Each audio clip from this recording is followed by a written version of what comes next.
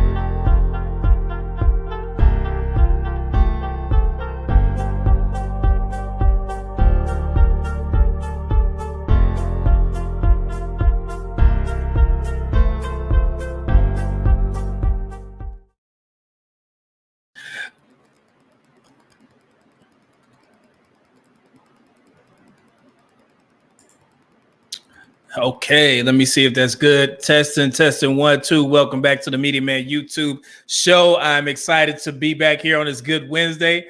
I know y'all was surprised, like, man, that topic popped up.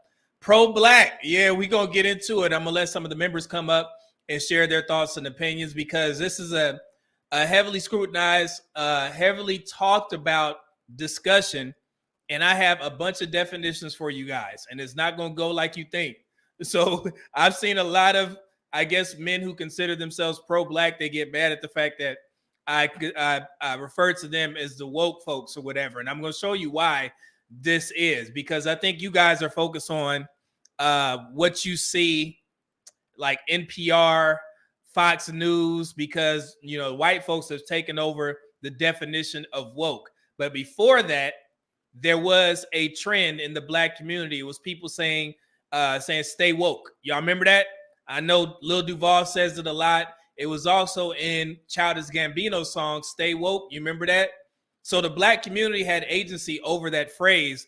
And when you say stay woke, it basically means that somebody that is conscious of the history of black people, and you're pretty much for black people through and through. I myself am for black people through and through. So if we were going off the definition of that, then I would be a part of that category, because you guys know, if you've been following my platform for a while now, you know that I support black businesses every month. I try and donate money either to a black organization or I'll support a black business. Just this weekend, me and my girl, we actually went to the Warwick. The Warwick is a black-owned high-end restaurant here in Houston, right? Food was amazing. We had a great time. And we spent a cool $292 in the Warwick, right? We had the little surf and turf meal. We had the appetizer, which were the lamb chop lollipops or whatever. We had a couple of drinks, and I left a $30 tip. Came out to $292 back into the black community, because I support black businesses. So if there's any men who are unfamiliar with my content, you guys would know that if you want to focus on who's giving what to the black community, you need to be focused here, because I promote that so much. I even promote black women-owned businesses. I actually gave you guys the website that a lot of people didn't even know existed, where they list all the black female businesses that you can support or you can buy goods from, right? So pro-blacks, wokes, you're going to just have to be mad again, because I'm going to still be considering y'all as the woke mob, because you're showing your true colors in my comment section. So be mad, and it is what it is. And start watching the video, dang it. Like, man, this is going to my point where I said black folks just either don't want to read and they don't want to do their research. My video on the topic of pro-blacks, it starts off with me saying, I don't care that you guys get offended when I refer to you as woke/pro-black. But y'all didn't even get that, long into the video, and then you start commenting, that's not the real definition. Truth be told, there is no real definition of pro-black. If y'all haven't, everybody you ask has something different. I've heard people say, pro-black, it just means for the black community and uplifting the black community, but you can't date outside of your race. You can't marry outside of your race. But then you ask another contingent of black folks, and they'll say, well, yeah, I could be pro-black and I can date outside my race. It's crazy. And I remember I shared a clip from the Grapevine. It was a show that used to be on YouTube, panel full of black folks. It was ran by a black woman. They pretty much leaned towards the feministic ideas and geared towards pandering to black women if there wasn't a guy who gave pushback on the platform. However, there was a woman on there when she was asked, who do you date? And she was like, hey, I'm dating an Italian man. And they were like, man, but she was like, well, you don't even know me, right? So I could be whatever. So my thing is this, and this is a question that you guys can answer in the comment section. Let's say that you've been pro-black all your life, giving back to the black community, doing what you need to do. It is what it is, right? And then all of a sudden you fall in love with a white man or a white woman. Are you not pro-black anymore? I know Dr. Umar would say, well, your resources are going back to white folks, but are those kids not black now? What is that one drop rule that the black community likes to cite? As long as you got one drop of black blood in your system, then you're considered black. Am I off on that? So why doesn't that apply when we talk about black men who marry interracially? Rarely hear it talked about black women, and this is all gonna, translate into a conversation that leads into the new Pew Research information that I have for you all. And this was a late entry. You guys are going to enjoy it. But these are questions that the Black community needs to answer, because I think a lot of us are hypocrites. Because I mentioned this before about Charlemagne the God, and also a couple of other Black men who sit there and say that I'm pro-Black, I'm woke, or for the Black community, but then they're on camera saying that they used to have sex with white women. So as long as you don't marry a white woman and you continue having sex with white women, you're good. Make that make sense, right? Bunch of hypocrites. So we're gonna talk about it, and I can't wait, man. That's why I have a platform, and I'm gonna come at it from a logical standpoint. I got a bunch of definitions, and we're gonna cook. So I can't wait, man. So it's gonna be great. Let me see you all in the chat. Let me see here. What's going on? What's going on?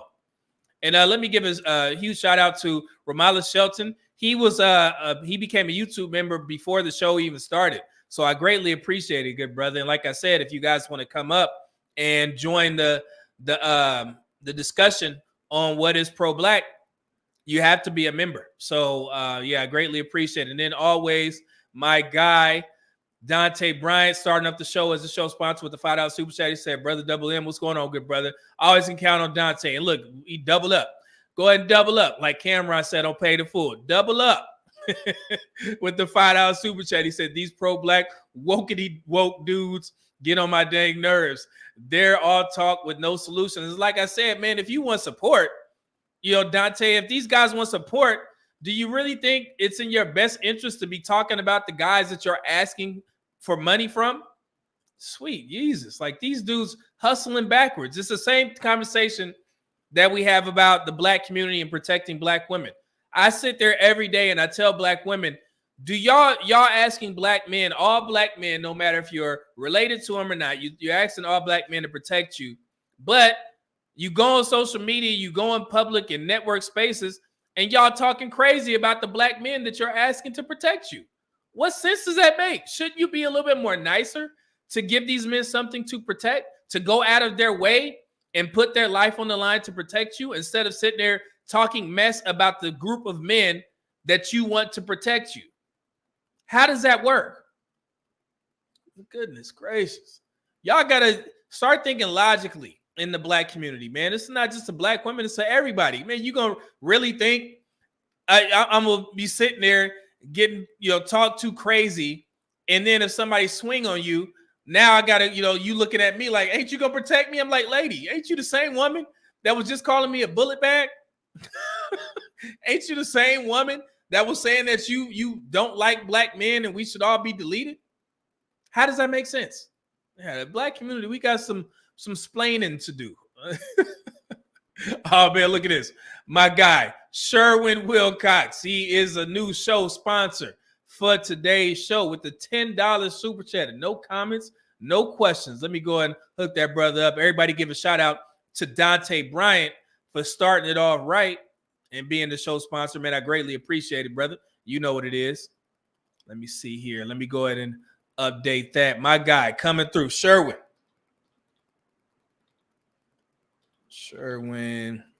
Wilcox. The $10 bomb on your boy. I got him in there. Cool. Again, thank you, Dante Bryant. Appreciate your support, good brother. And I got you in there, man. Let's see here. Let me see who else we got in the chat. I know we got Mona in the building. Let me make sure I acknowledge. Let me see, where's Mona? Yeah. Let me go up. Hey, we got a lot of y'all already commenting, man. I like that. It's gonna get, I'm telling y'all, it's gonna be a good show. We got 103 folks already in here, and we ain't even 30 minutes into the show, man. So this is crazy. I guess this is an important topic, and I'm definitely gonna let y'all cook. There goes Mona in the building. Make sure y'all respect Mona in the chat. She has full reign to delete y'all asses if you get crazy in there. And this is specifically for the woke Black men. Y'all better wake up. Don't come over here with that foolery. Be respectful. We adults here, and I expect y'all to act accordingly, right? Don't think that just because this is social media that you can come over here and start acting foolish. Protect the Black male ethnic image, and that extends to social media, especially on my platform. So you better smarten up. Thank you, Mona. And we got Desalines. What's going on, brother? He said Dr. Umar is a carnival barker. He is a professional activist who makes money telling black people generally and black women in particular what they want to hear. Desalines, please stay tuned because you know me, I'm gonna do my research. I listened to maybe about an hour of Dr. Umar's visits where he talks publicly, you know, like he does these like seminars or whatever, and I'm gonna show you exactly why black women like Dr. Umar. It is amazing. I was sitting there.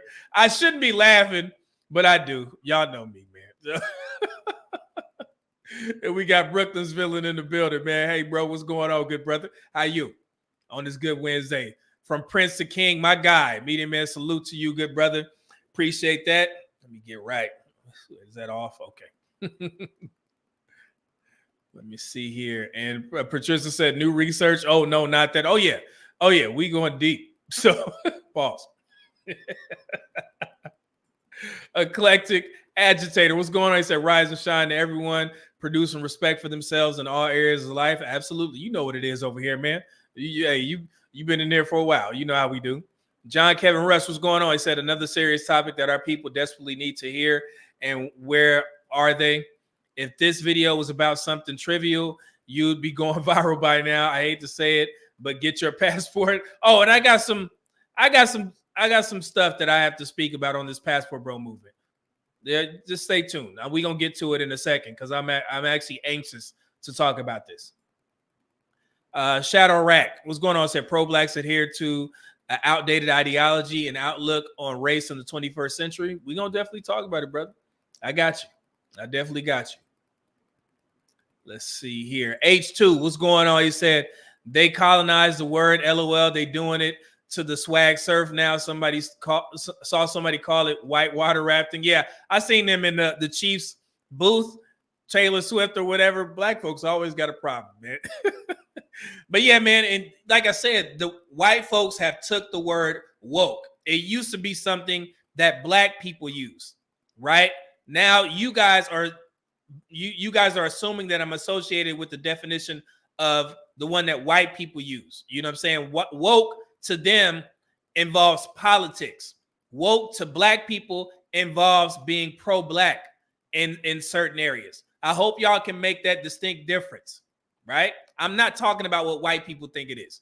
We started the word, and I'm gonna use it as such. So, I mean, it could be worse. What if I was sitting there referring to pro-blacks as hoteps? Because that's offensive to that community, right? Hotep. Yeah, y'all remember that word. And I'm trying to be respectful and not call y'all that. But it's always a problem. So, Woke Quill, he said, I don't think they colonized it. Liberal blacks gave it to them to study all that. They study all that pro-black, blacks ish. Now, I mean, I think they stole it. but I mean, hey, that could be right in certain areas. I don't think they gave it to them necessarily. They just start calling them woke about politics. So from what I see and from what I research. Let's see here. I think we had a super chat.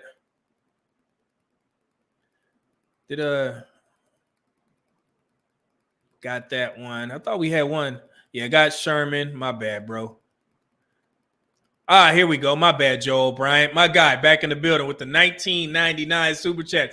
Y'all making me change the banner once again. My guy, Joe Bryant, always supporting you, boy. He said, hope you have a blessed and prosperous year, brother. Keep up the great work. Greatly appreciate it, man. You as well. Make sure, hopefully, everything is going well on your end. Hopefully, the family is doing well, brother, on this new year, 2024. Good to see you back in here, brother. I know you're probably on the grind, doing what you're doing, man. Hey, this is one of these successful black men that's taking care of business out there that you guys don't think exists. So, my man, Joe O'Brien, man, let me go ahead and take the time out and update this. Let me see here. Got you, brother. How's everybody doing? I'm telling y'all, this is gonna be a great show. I'm excited. Y'all gonna be like, what? Where did he find this stuff? Why? How did this come about? Oh man, I love doing this now, man. Oh, people always coming for black men for some odd reason. We always getting in trouble. Well, I like that phrase that y'all be using. You say, what is it? Always Jermaine's fault. That is hilarious to me, brother. Oh man. Let me see here. Did I get all the super chats in there? Yeah, I did. Okay, cool. Hopefully the stream is going well. Let me make sure. And that damn quality is pissing me off. Okay.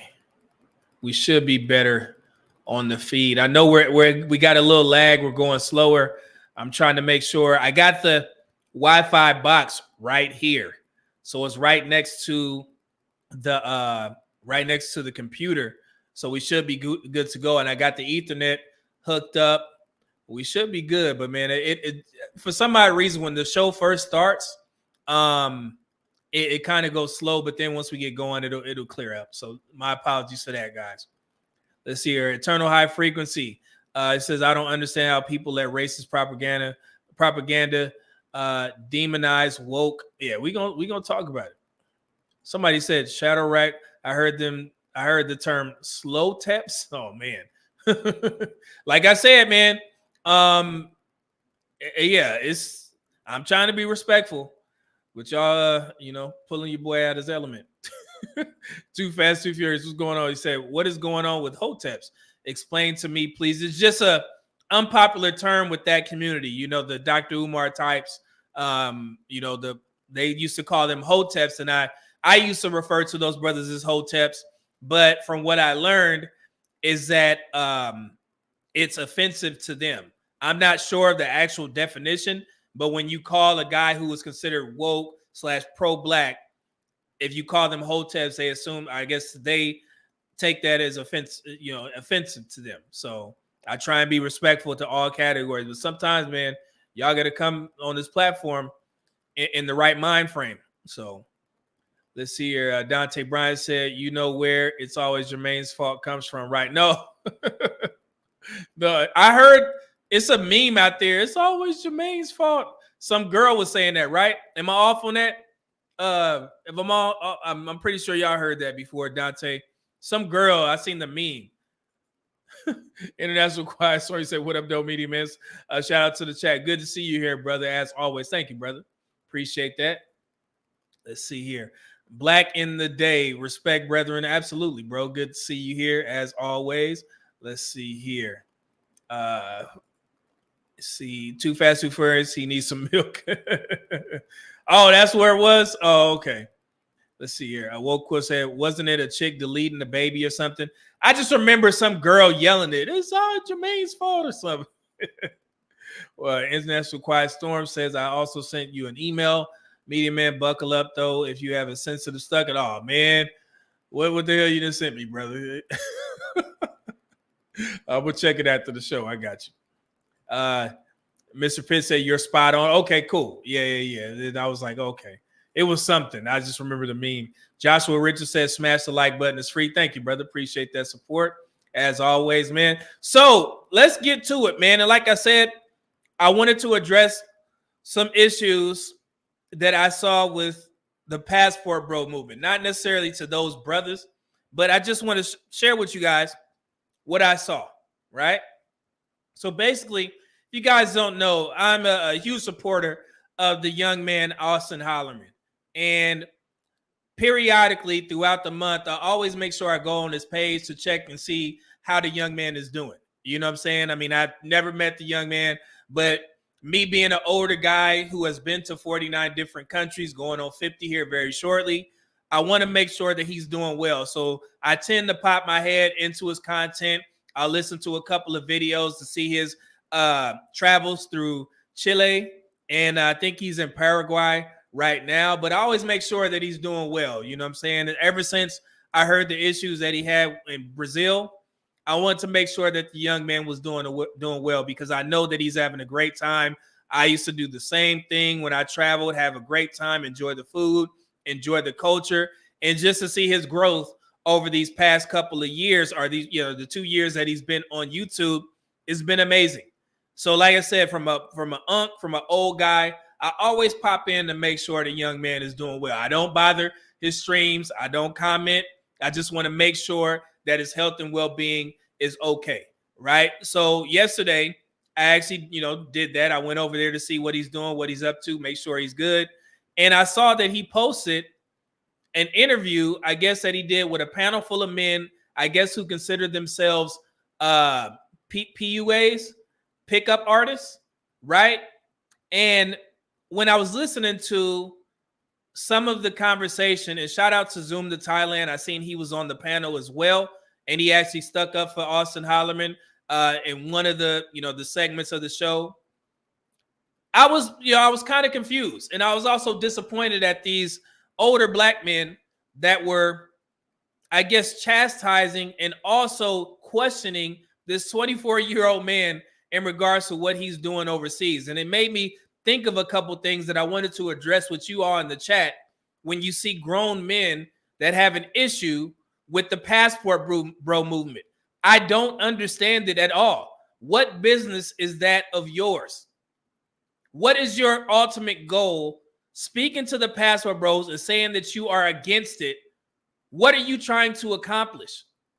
I don't understand it. And I have a couple things that I wrote down that I wanted to address with you guys, and maybe you can help me out in regards to why these guys are making content on the passport bros when they have no dog in this fight from the naked eye, right? If you look from the outside looking in as a man, you would think, why are grown men against men going overseas and doing what they're doing, no matter what it is? If there's guys who are outside of the passport bro movement and they consider themselves sex tourists, why do you care as a grown man? If they consider themselves passport bros, why do you care as a grown man? I understand you could have your, and I was going to say I can understand. I actually don't. I don't. Now, let's say if I had never traveled to all those different countries and I heard about the passport bro movement and I was just a guy, coming blindly into these spaces. And I heard that there were black men, picking their stuff up and they're going overseas to look for better lives. And in the process, they may find a wife or a better female experience than they're getting in the States. As a grown man, what business is that of mine? Realistically, what can I do to affect grown men going overseas? I just don't get, I've never gotten the stance of men opposing the passport bros and going as far as to question passport bros on panels and asking them why, and you must be lame here. You can't get a woman in the States. Okay, let's say that that's true, that these brothers can't get women in the States. What business is that of yours as a grown man? And this is something that black men need to talk about face to face. Think about what I'm saying here. Just take your biases away and think about what I'm saying, the root of what I'm saying. What business is it of yours, and what can you realistically do to affect the men that decide to travel overseas? At that bare bones point, what can happen? What can you do? You see what I'm saying? So I just wanted to point that out. And I also have a couple of things that I want to address with the chat. And you guys let me know. I've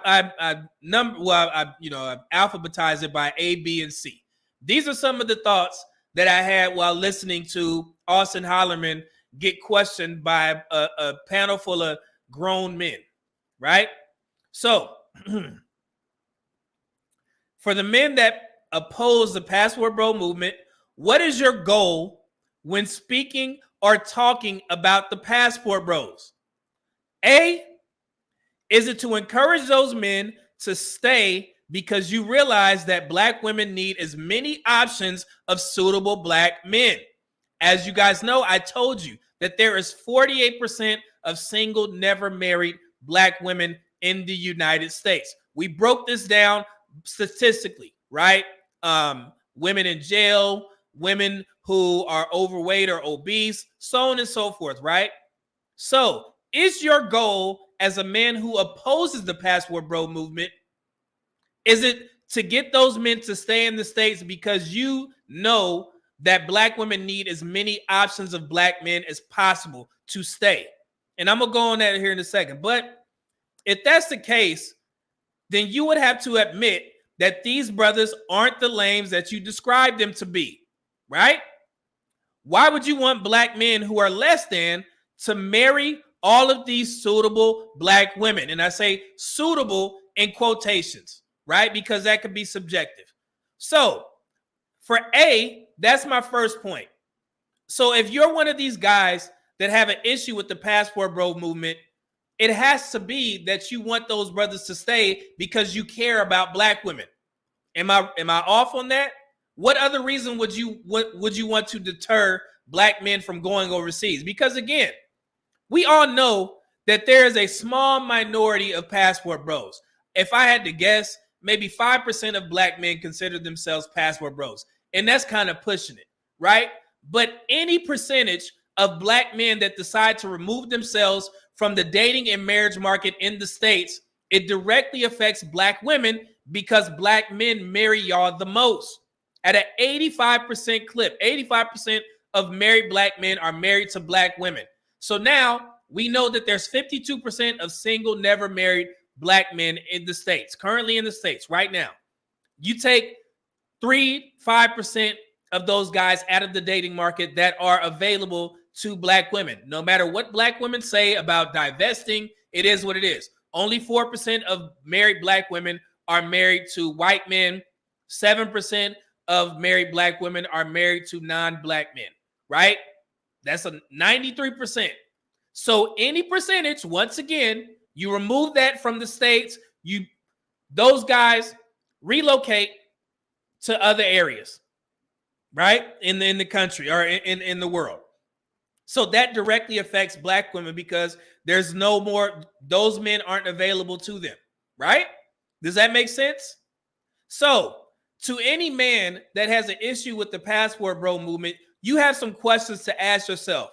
Because if your goal is to encourage those brothers to stay for the black women here, you cannot go back on your platform and talk about how shitty black women are.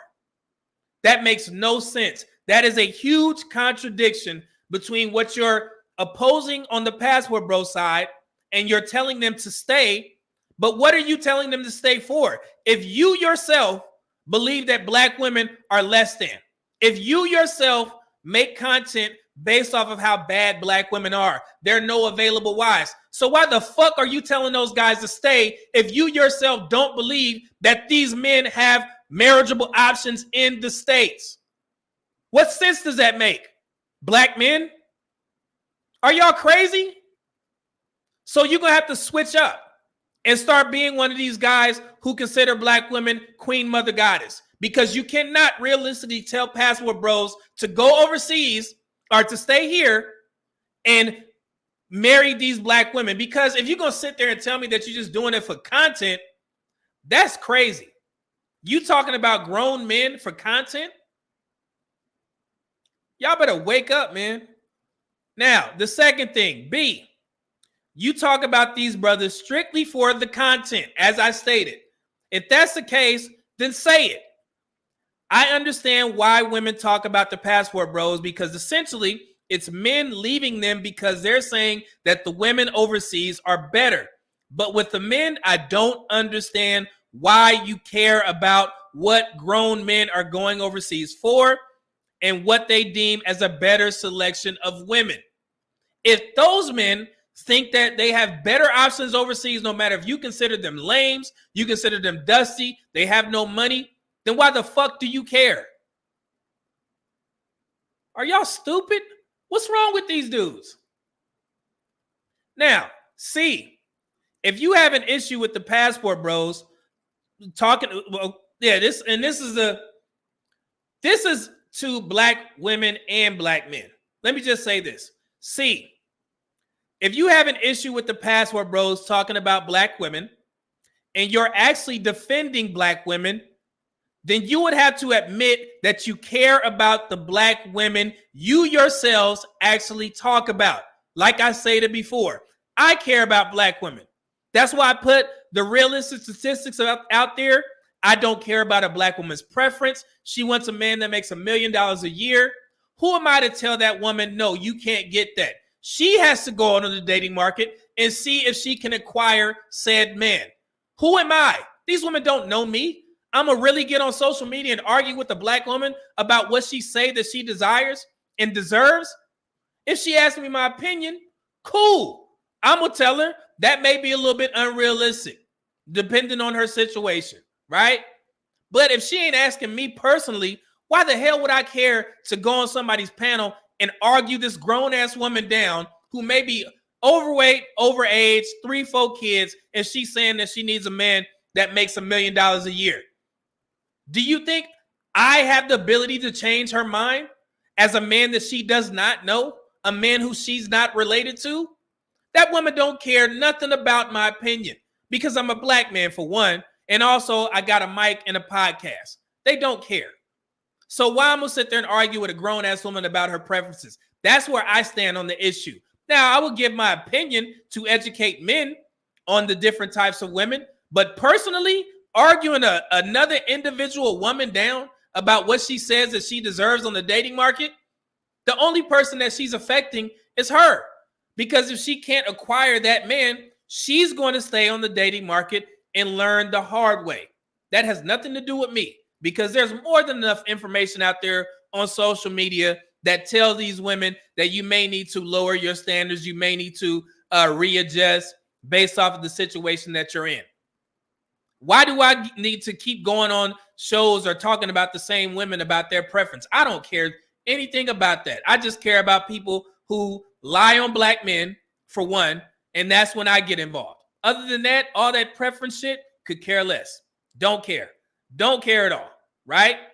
So, again, if these are the men who don't like the Passport Bros, why haven't you acknowledged the fact that you actually care about black women instead of sitting there talking about them? That makes no sense. And also, let me give you an example. So this is something that I hear often, very often in these spaces. The narrative among black women, they'll say, I don't care about the Passport Bros just as long as they don't talk about black women. My question to that is, or what? Or what? What do you realistically have the power to do to those black men if they continue to talk about you all and describe other women from other races as better than you? What are you going to do to those guys realistically? Or what? In the same conversation goes for the black men who have an issue with the Passport Bros. What are you going to do? What power do you have to affect the black men that are going overseas? Realistically, what you going to do? You going to kick them out of the pro-black club? You going to kick them out of the black community? You can't do shit. So what are you realistically talking about these brothers for? Right? So all this, or just don't talk about black women, or what? Or fucking what? Black community, I'm talking directly to y'all asses, to the detractors and anybody else. Y'all marinate on what I just said. I just don't like the fact that they talking about black women and saying that the women overseas are better than them. I may not agree with it, but what are you going to do? Think about that. So like I said, if it's a content, make yourself known, because you know that it get clicks. You know that you may get some female followers if you're going to sit there and talk about Passport Bros. But realistically, it makes y'all look dumb, because realistically, you can't do shit. So whatever, and again, y'all weren't even invited to that damn conversation. If you don't like the Passport Bros, why the hell are you over there watching their content? Why do you even know that they're comparing black women to other races of women overseas? That conversation ain't for you, brother. Get your ass out of their business and start focusing on what you talking about. Yeah. But like I said, if it's for content, then cool. It's YouTube. You can get that bread. But other than that, it makes y'all look stupid. If you're going to sit there and try and chastise another grown man to hey, man, why are y'all going? Y'all dusties. A grown man calling another man dusty, or y'all ain't got no money. You can't get hoes here. Is that what it's about? It's about getting hoes. You know what I'm saying? That's where y'all place y'all validity on black men. Their ability to get hoes. You just going overseas because you can't get hoes. Okay, we back on the corner, right? Let's go get us a old English 40 ounce and sit on the corner and sing hymns. That's what we doing. Oh man, how many girlfriends you got? Oh, you can't get no hoes. You got to go overseas and get them women who prostitutes for $20. Okay, why is that your business? Dumb. Boy, I sat there and had a long conversation with my homeboy about this. I'm like, man, what the hell? Grown black men? Come on, brother. Yeah, let's go, get some old English. Let's go sit on the corner, right? Anybody got a black and mild? Y'all know how to freak it? So we can get these old heads to sit there and chastise these grown men about what they're doing, right? Let's go get some Mad Dog 2020 and hang out on the corner. Let's go hit a lick and talk about how you can't get hoes. Black men kill me sometimes, man. Y'all put y'all is that the barometer for black men? How many hoes you can get? We past that, brother. We old. That shit don't fly here, right? Let these young men do what they do, young and old men. Shout out to Zoom to Thailand doing what he's doing over there. That is none of my business. So if these dudes want to encourage other black men to see what they see while they're in these different countries and experience the different women and experience the different level of femininity that they receive in these different countries, why is that your business? Unless you care about black women, unless you're trying to get those brothers to stay for black women. But if that's the case, then you need to switch up your content and let black women know that you care about them instead of sitting there trying to just talk about these guys for no damn reason. Tell the truth. If you want them to stay for black women, speak up. Tell black women. Tell them like I tell them. Tell them the truth, right? Because if your goal is to say that they need to stay here for the majority of the caliber of black women that we have in the States right now, then you need to tell them that something needs to change. And I know black women, the black women I'm talking about, they hate hearing that. But in order to be suitable wives, y'all need to change some shit. And that's coming from a 44-year-old man, right? I'm engaged. I'm good, right? I'll be married very shortly. But other than that, if y'all want to get married and you want to consider yourself suitable wives, then something needs to change. And to all the men who have an issue with the Passport Bros, make sure you tell the black women on your channel that in order for them to get the Passport Bros to stay, you need to show them a better product. Simple. So if you just telling those guys to stay for no damn reason or stay for the caliber of women that are currently in the States right now, then we got a problem. I just saw a young woman on some dating show showed up there damn near booty ball naked, and she was upset that the guy she was talking to was saying, hey, you gonna come dressed like that, we going straight back to the crib, and I'm gonna go ahead and knock that thing down. She was offended. And everybody in the comments is like, lady, do you see what the hell you have on? Your whole ass showing out. And you really think that this guy finna wine and dine you for no damn reason? No.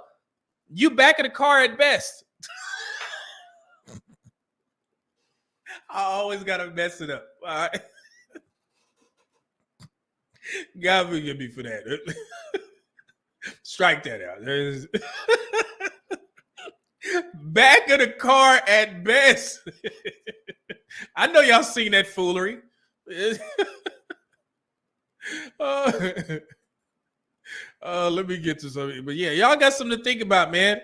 Grown men talking about the Passport Bros. It absolutely makes no sense whatsoever. Goodness gracious. Oh, goodness. Yeah, I had to get that in there, man. I can't wait to clip that up. Think about it, brother. Did I get this? Woke Quill with the $5 super chat. He says the same men against Passport Bros got video talking about the problems of American women and culture. It's a jealous D-policing. Yeah, man. Like I said, like They content is sitting there telling their people that follow them is like, man, black women, trash and all this type of stuff, and they not worthy of marriage. But then you go back and shame the Password Bros and telling them to stay. In your opinion, for what? Queese, what's going on, man? With the $5 super chat, said I had to change my viewpoint that if they like it, then let's share their experiences, and the women here have to prove them wrong, not me. Yeah, like I said, man, give them something to stay for. And I understand. That's why I don't give pushback when I see black women talking about Password Bros and making content. I can say, for what? If you don't want those guys, then why are you talking about them? But it upsets them. It upsets them that they see black men comparing them to other races of women. So they have a gripe. They should be the ones making content on shaming the Password Bros, which they are. They do a very good job about it. None of the women are attractive, but they doing a very good job about making disparaging content about the Password Bros because they have a reason. But for men, I don't get it. I honestly don't. So y'all let me know if I'm off. So my man, Dante Bryan said, all right, now, like my mama say, you running out. Yeah, let me chill. Oh man, let me go back. So we got a lot of comments. I'm gonna pick out a couple. Here we go. Woke Quill said, now I'm here. Tanzania tour guide complain about passport sis. They trying, man. Let's see. Roger Spice said the pro-black movement has always been a mask for Simpson effiness. When Goofy Biden was elected, falsely the Simps and effiness uncovered themselves and came straight with their garbage. Yeah, man. Let's see here. Saint Cyr says, that's how black men are viewed. The community value themselves through their peen media, man. Yeah, man. Like, we old. We all went through that phase when we was young bucks, when we had uncles and older cousins sit there, man. Oh, you only got one girlfriend, you need two. We are adults now. We know that shit was wrong, and we can't blame them. We should be the ones that have enough information to stop saying that to younger black men, right? Does that make sense? You're going to sit there and continue blaming the uncles and the cousins because they the ones that told you that? You got to carry on that legacy by asking these other young men how many girlfriends you got. Oh, you ain't getting no pussy in the States. That's stupid. People, boy, man. The truth as I know. What's going on? Gen X identifies and sees pro-black the lens of prison culture. Prison pro-blacks like Umar use pro-black as a persona, a mask. Yeah, we're going to talk about it, man. Thank you for that. Let's see here. What does that say? CM Ben said those men are spicy. Oh, man. Hakeem Shabazz, the pro-black movement is about getting paid. And I'm starting to, in my opinion, pro-blacks, especially pro-black men, have lost the bulk of black men. We used to be very in tune with all that stuff. I'm old enough to remember us wearing the African medallions, Public Enemy and all that stuff, Fight the Power. I remember that. We were more we were definitely more of a community back in those days, right? I remember all this stuff. But now it seems like everybody is after a bag, money grab, and it's crazy. If you're going to stand on something, what Drewski, stand on business, you know what I'm saying? Hey, we can need something of substance. And it cannot be you trying to sit there and blame black men for everything that's going on in the black community. It's a new day, bruh. It's a new day. Black women have more than enough platforms to explain how they really feel. And by God, they've been doing it. Black men get the picture. It's very simple. Things change. So let me see here. Queese, what's going on? Saying the late 80s and 90s, but women didn't want to settle down and it died. Yeah, man, I'm old. I remember. Magnificent 707, what's going on? Said modern day pro-blackism is definitely about getting grifting and scamming And I got some stuff for you. I got some stuff. We got celebrity in the building, Facebook celebrity, my man Danny in the building. Mad respect to Media Man, the statistical god in this space. Appreciate that, good brother. Yeah, Danny is actually a celebrity on Facebook. Y'all shout out Danny, my man. Clyde FBA Green with the 199 super chat said it'd be the same people that say they have no ego. Okay, that's a cold profile picture too. All right, so let's keep going, man. Like I said, shouts out to everybody that sent in the super chats. We have more comments than super chats, and I can't get to them all. But yeah, if you want, just your comment read, because I know this is a hot button topic. Please, I would greatly appreciate it if you send in a super chat. And let me check the Cash App real quick, just in case. Yep, I was right. So we got JR with the $10 Cash App. Thank you, brother. He said, I can't get the super thanks working. Oh, man, you good. But he sent in the $10 Cash App. I greatly appreciate it, JR. I don't know if you want me to put your whole name out there, but I'll just say JR, right? Thank you, brother. I appreciate the support, man. So, and Dante will end it here. Said, you're not that old, brother. You're right in the prime as a man. Yeah, man. I mean, as I've heard, I've talked to some young guys. I've had some consults with the young men, and they consider me unk. And I honestly don't mind it. I like it. So it's cool. So let's get to this topic that was actually inserted as a buzzer beater. I was literally going to the store. I was going to GNC to grab some more protein, right? I grabbed my 2 boxes of protein. I come back in the car as I'm headed to the gym. I turn on the car, and before you hit your Bluetooth, you get whatever radio station is in your city, it'll pop up, right? So while I was turning on the car, listening to the radio, and I hear Amanda Seales' voice. I personally did not know that Amanda Seales has a radio show in Houston. It's called the Amanda Seales Show, right?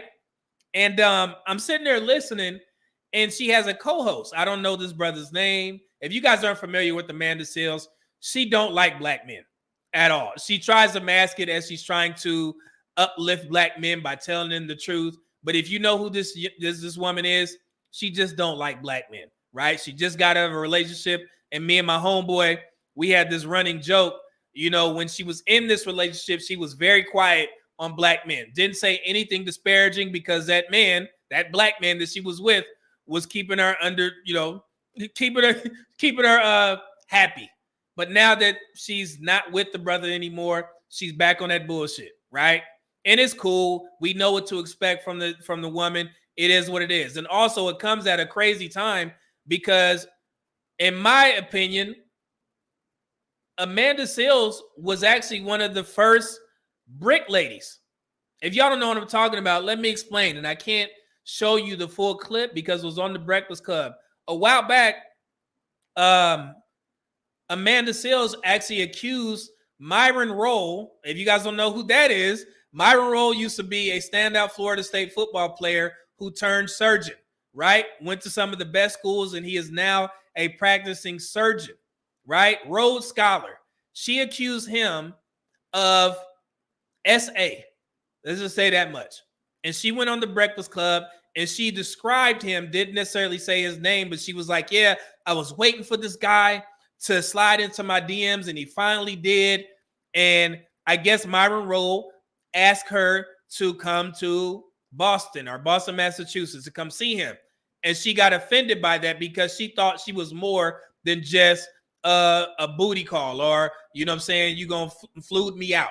So that's what she took it as. So then she started asking questions about the brother, and what she says allegedly is that a bunch of her friends said that he was doing some crazy stuff or whatever, and she pretty much accused the guy to the point that he had to come out and explain what actually happened, and we've heard nothing about it, right? Myron Rolle is married now, has some kids. It is what it is. So she was actually the first woman to start this whole brick gate and try and sound the alarm that black men are doing crazy stuff, right? Remember, none of this stuff has been reported. The cops haven't been involved. It is what it is, right?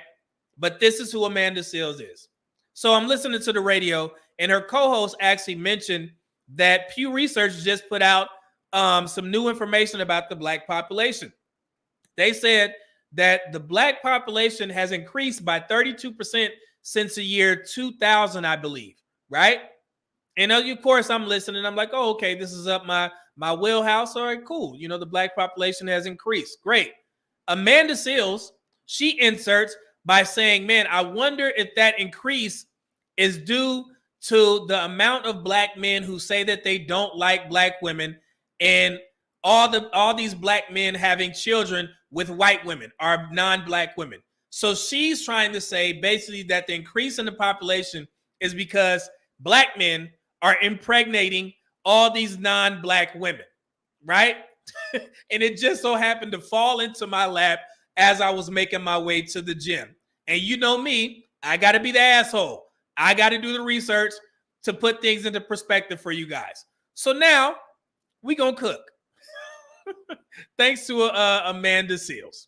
Let's take a look at what your boy found. And if you guys, trust me, when I clip this up, I'm going to put the audio of what she actually said right here.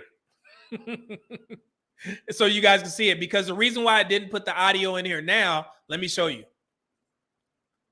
Let me show you real quick. Is because of this. This is iHeart, and this is her show.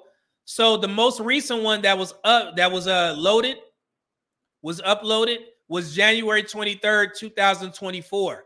So I guess, you know, they'll load it maybe later in the day, or they'll load it tomorrow before, you know, they do tomorrow's show. So as of now, the most recent show that is uploaded is from January 23rd, 2024. So that's why I wasn't able to get the full audio of her saying it, but trust and believe it will be inserted, right? I did my research. I went to the podcast. Nothing was uploaded. I went to her Instagram page. Nothing. Went to YouTube. Nothing. So what you have is me basically telling you what she said, but it will definitely be on here. So yeah, so this is her show. Now, this is what they were referring to. This just came out January 18th, 2024. Let me make that a little bit smaller. Okay, as you guys see up there, it's from Pew Research. Facts about the U.S. black population. So let me read this for clarity. The black population of the United States is growing. In 2022, there were an estimated 47.9 million people who self-identified as black, making up 14.4% of the country's population. This marks a 32% increase since 2000, when there were 36.2 million black people living in the U.S. So again, let me bring myself up here. If you are familiar with my channel, I gave you guys a distinct difference between people saying when it says black or African American. If it says African American, they're specifically talking about the black people who actually were born in the United States. African American.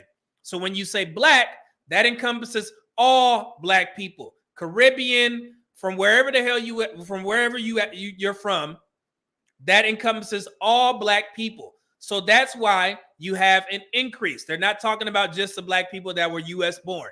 And I'm going to break it down for you guys so we can be very clear on this. Here we go. Let me show you real quick. So this fact sheet that we're about to view is a profile of the demographic, geographic, and economic characteristics of the U.S. black population in 2022, presented through the lens of 4 different groups. What did I just say? The total U.S. black population, single race, non-Hispanic black people, multiracial, non-Hispanic black people, and black Hispanic people. Scroll down or click the link to navigate the bar, whatever, right? So that's why I wanted to be very clear. And they're not just talking about African Americans. I know it'd be some questions. So this is what they're talking about. I'm going to go ahead and remove myself so you guys can see the bottom. So they actually broke it down. So if you look here, it's 47.9 million black people in the U.S. So nativity, like I stated, U.S. born, 42.8. That sounds very familiar, but from the numbers that we usually report. I usually tell you guys that there's about 20 million black men in the States, and there's almost 22 million black women. I believe it was at 21.7 million. Now that number has increased to 42.8 million. Now you have the foreign born, which is basically what I was telling you guys, right? And this encompasses, when you see the multiracial identities, that encompasses U.S. born and foreign born. So multiracial, they break it down. Oh, my bad. They break it down perfect for you guys. So you can see black multiracial, 3+ racial groups, and they give you that, 1.44 million. Black biracial, 5.8. Black and white, 3.8. Black and Asian, 314,000. Black and some other race, 1.2 million. So I'm pretty sure you guys are asking, why am I bringing this up? Because of the fact that Amanda Seales, she believes that it's black men having all of these babies by non-black women. But we gonna cook. I'm gonna give y'all a little history lesson real quick. So that's how you break this down. Now, let's take a look at this. I just want to be very clear on what we're looking at here. So we're going to take a look at the history of the fertility reports from the CDC once again. And just for clarification, for convenience in writing the term black or non-Hispanic, for convenience in writing, the term black or non-Hispanic will be used instead of the full phrase non-Hispanic, black, or African American single race. Similarly, the term white or non-Hispanic will be used instead of the full phrase, right? So they're basically telling you it encompasses black people, right? They say that, hey, will be used instead of the full phrase non-Hispanic, black, or African American. So it encompasses everything, right? So this is the study that you guys have probably seen before on my platform. If you guys didn't know, the CDC has been tracking these fertility reports since 1973. And they did that on the same year that the Roe versus Wade baby deletion ruling was passed, right? Roe versus Wade, 1973. Fertility reports were being tracked since 1973. Very accurate, right? Now, what we're going to look at is a period of time between 2006 to 2019. That is a huge chunk from the 2000 population to the 2022 numbers that were just released and what Amanda Seales was talking about, right? Do y'all see the correlation? Put a 1 in the chat if you understand what I'm about to do here. 2006 to 2019, that's a 13-year period smack dab in between the year 2000 and the year 2022. So that's why this is relevant. It is a snapshot, more than a snapshot, of who has been birthing children with who. So that's why this is important. Thank you for putting the 1s in the chat. Thank you. I want to make sure that I explain this as best possible. So let's go. So between the period of 2006 to 2010, do you think black men have had more children than black women between 2006 2010? Let's take a look. So, Hispanic women are more likely to have a biological child, 65%, than non-white Hispanic women at 52%. But there were no differences between Hispanic and non-Hispanic black women at 62%. So between the years 2006 to 2010, black women had mothered 62% of the children. Meanwhile, a higher percentage of Hispanic men had a biological child at 54%, compared with both white, 41%, and black men at 49%. So, what number is bigger? 62% or 49%? And again, remember, there are more black women than black men. And black women have had 62% of the kids, as opposed to black men have only fathered 49%. So what does that tell you? The overage of children that black women have mothered are not tied to black men. 13% of those kids that black women had between 2006 and 2010 were birthed by non-Black men. So, who's responsible for the increase in the population? And who's responsible for the majority of these interracial children? It's not Black men. It's Black women. And again, this is only a four-year snapshot. We're not done, right? Let's continue. Let's go to 2011 to 2015. Remember, like I said, all this stuff is, just Google. Google is free. It's free. Just wanted to show y'all the report. Now, what they did with the 2011-2015 report, they actually put it in a graph that we can actually see. It's a table. Here we go. Now, let's see here. What does this say? From 2011 to 2015, these are the numbers of percentage of women and men aged 15 to 44 who ever had a biological child by Hispanic origin and race. United States, 2011 to 2015. Now, let's go here to Hispanic women, 62%. Non-Hispanic white women, single race, 53%. Non-Hispanic Black women at 57%. Asian, 48.9. So between 2011 and 2015, Black women have had 57. They have mothered 57.1% of the children. Now, let's go to men. Hispanic men, 49%. Non-Hispanic white men, 42.3%. Non-Hispanic, non-Hispanic Black men at 46.6%. Non-Hispanic Asian, 35.6%. What's bigger? Let me show y'all real quick. What's the larger number? Let me make that a little bit wider. So if Black women had birthed 57.1% of the children between the years 2011 to 2015, and Black men have only fathered 46.6% of children between the year 2011 and 2015. Which number is bigger? Who's responsible for that overage of non-Black, quote unquote, non-Black, multi-race kids? Black women, right? What is that difference? 57 to 46? What is that, 11% difference in kids? Right? So, no, Amanda Seals, it is not Black men that are responsible for the increase in interracial children. It is majority on Black women. All right? Now, let's continue. I'm not done. Once again, who is this? Who is this, brother?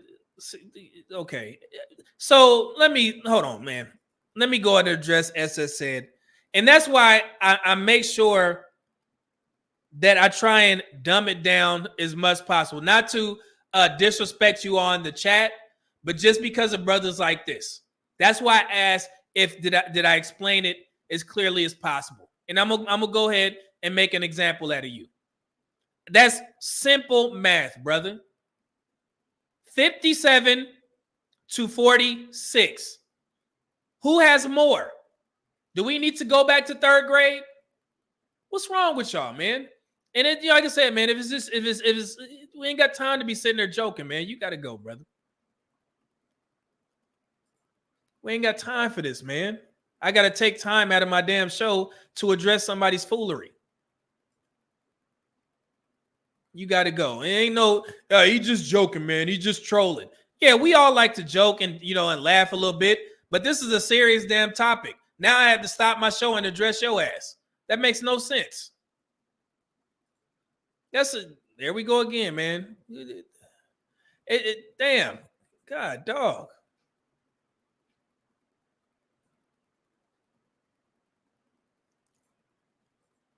Now, let's go to 2015 to 2019. This is the same report once again. Remember that chunk that we're talking about. You guys have seen this before. So let's look here. Between 2015 to 2019, A higher percentage of Hispanic women, regardless of nativity status, 62.4%, and non-Hispanic Black women at 61%, had ever had a biological child. Black women have had 61% of the kids between 2015 2019, followed by non-Hispanic white, 54.6%, and non-Hispanic Asian at 47.9%.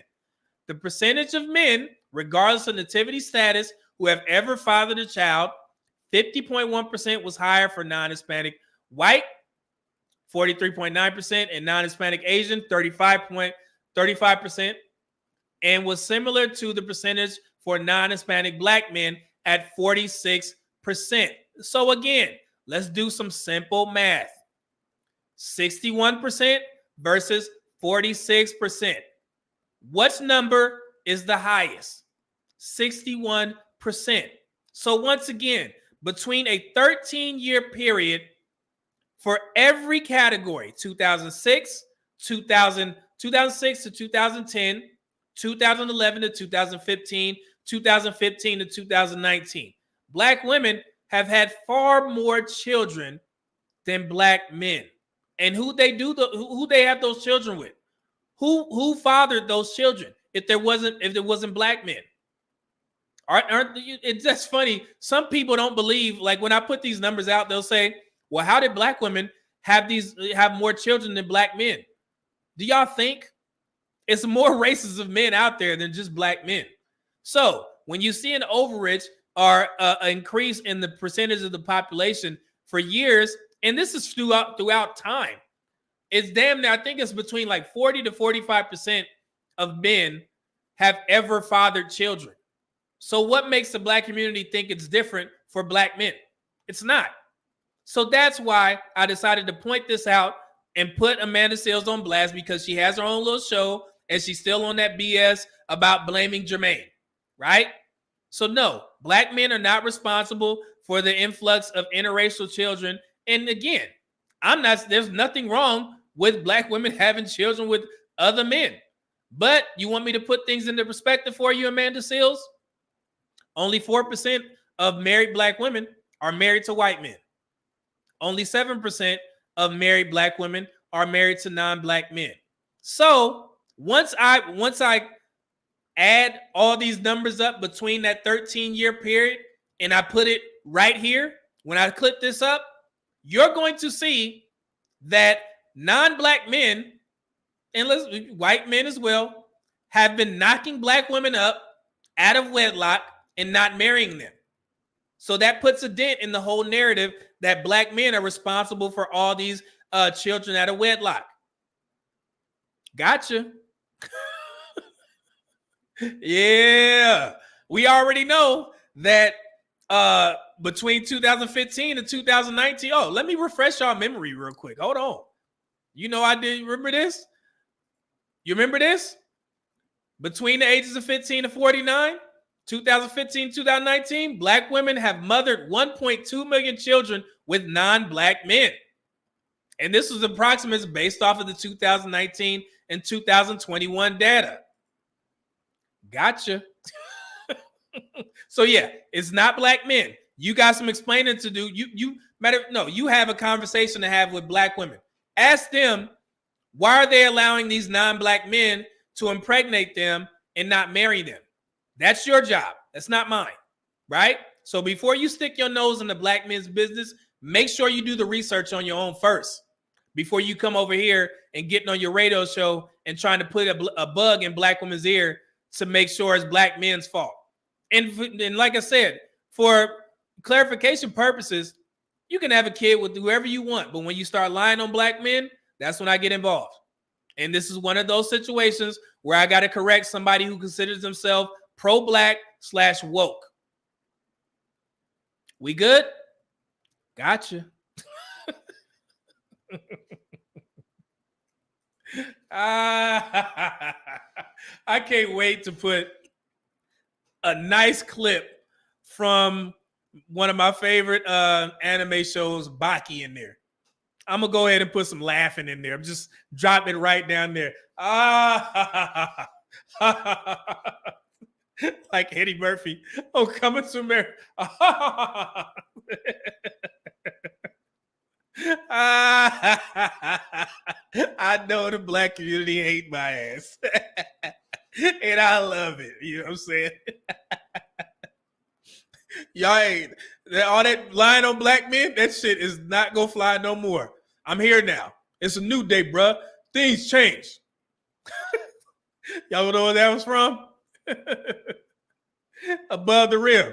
That's what Tupac said to his brother at the gravesite. It's a new day, bruh. Things change.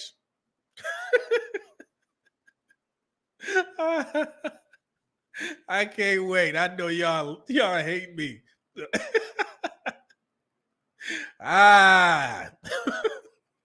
So what?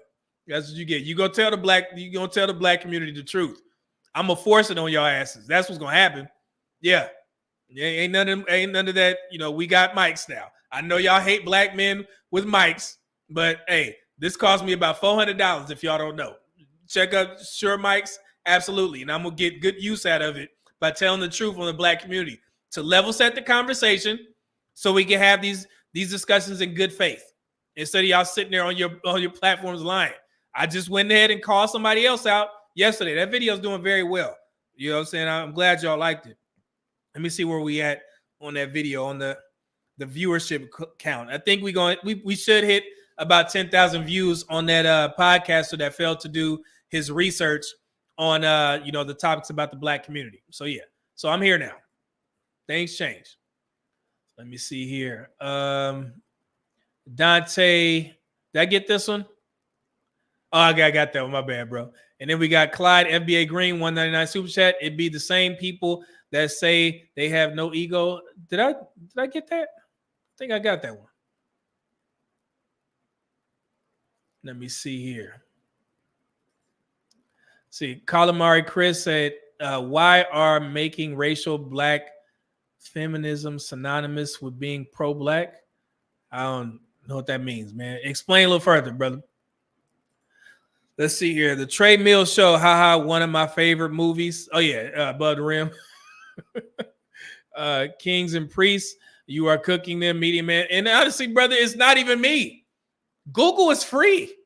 But like I said, man, people just go on social media and say whatever the hell else they want to say. And Amanda Seales has a huge following of black women who hate black men.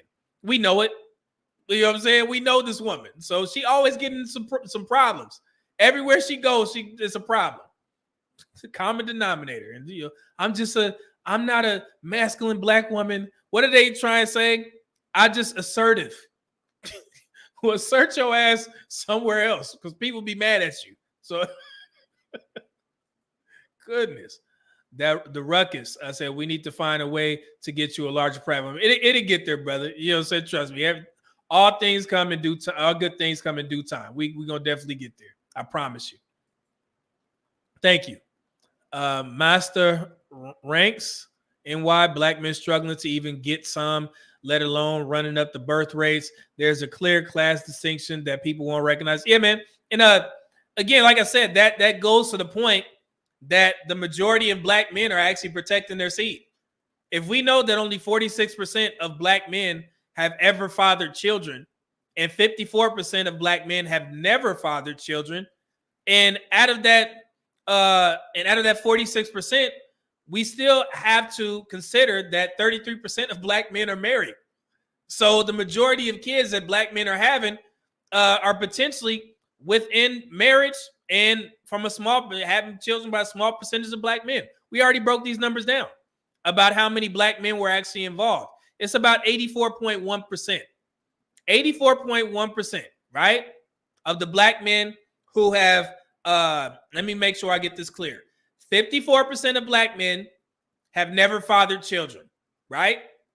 Now, add that with the CDC statistics that say that the majority of black men are in their children's lives, right? And that translated to, if you plus that number, it translated to 84.1%. I've done a video on this before.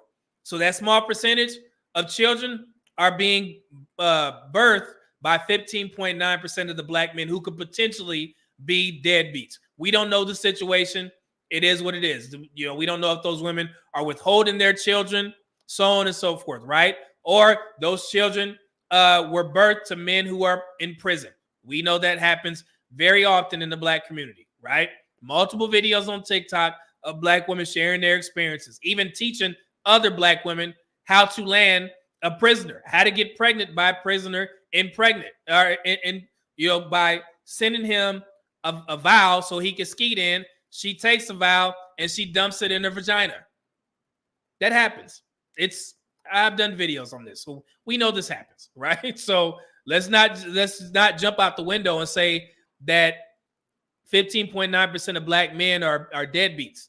We don't know that to be true. And also, we don't even know if all these children were actually birthed by Black men, right? So if there's 46% of Black men that have fathered children, and the majority of men who are not the father or who don't get DNA tests to prove that the child is theirs, there's only, I believe, out of all the men that have fathered children, and I want to make sure I'm very clear on this, only about 30% of men actually get DNA tests. And of that 30%, 3 out of 10 came back as not the father. Can't make it up, right? And I may be off on that, but like I said, it's only 30% of men that actually get tested or get a DNA test to make sure the kid is theirs. So let's extrapolate that out to every man that has a child. What if we DNA tested every child that was about to be born? Do you think those numbers would increase? Absolutely. So that's why these men are being more vocal by saying DNA testing needs to be mandatory, because we already see the proof that 3 out of 10 kids born are not born by who the woman said was the father. Y'all get it? So, hey, before we jump out the building, let's be clear. So, oh yeah, I'm covering all this stuff. Ali Brajic, my man. He said, welcome back, bro. I'm late, but I'm here. My uncle was Professor X from the rap group X Clan. Oh man, really? That's cool. I still have my medallions that he gave me to this day. Yeah, man. See, there we go. Thank you, brother, for pointing that out. That used to be when the Black community was more of a community. You know what I'm saying? What was that song? Remember that song, Self-Destruction? We headed to self-destruction. Had all the rappers together. I don't know if y'all know, man. I used to think MC Lyte was one of the prettiest women alive, man. Yeah, I used to love MC Lyte with them light eyes. My goodness. Okay, let me stop before I get swung on. Okay. Oh man. Let's see here. Omega Trade said most could be Jamaican, which means it's way higher drunk photography. Yeah, man. So do your research. Everyday Christian, yes. The research is out there. Every man does not get tested. And that's why I had to make a clarifying post, because the study was actually conducted by this white woman. Last name starts with a Z. It's on my page. I'll repost it. But yeah, it was, people were saying 30% of men, as a whole, all men who have fathered children came back as, 30% not the father. But no, only a small percentage of men actually get tested.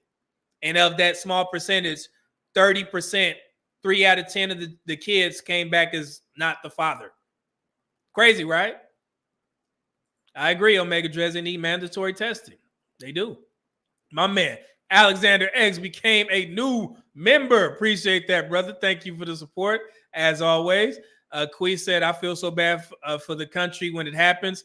Necessary, yes, but the country as a whole will suffer. Yeah, man, it's going to be, what they say, it's going to be some smoke in the city. Because there's going to be a lot of pissed off dudes.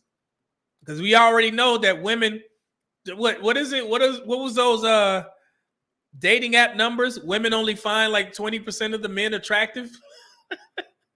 And we know that men under 30, it was like, what was the percentage? A large contingent of men under 30 haven't had sex in the past year or something like that.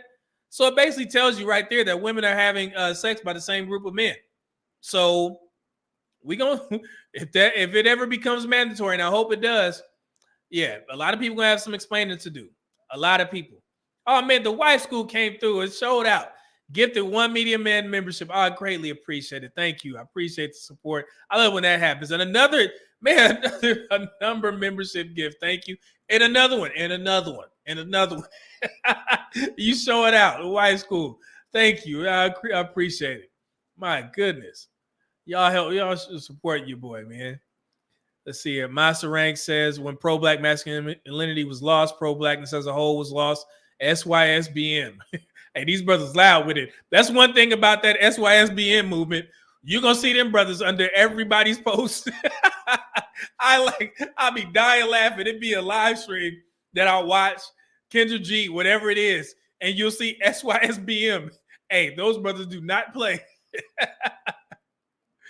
Let's see here.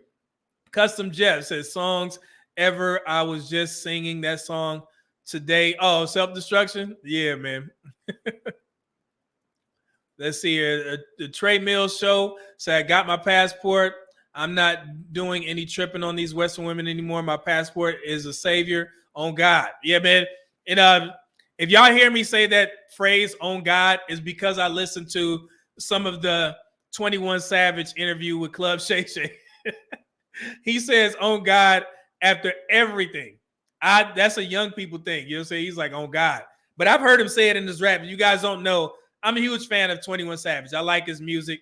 I listen to it in the gym. I dig his flow. It's very subtle, but it gets straight to the point. The euphemisms that he has for offing somebody is crazy. And in the gym, it just goes very hard. You know what I'm saying? So I like 21 Savage, man, and I'm old enough to separate the two. I know that the stuff that he talks about is definitely toxic.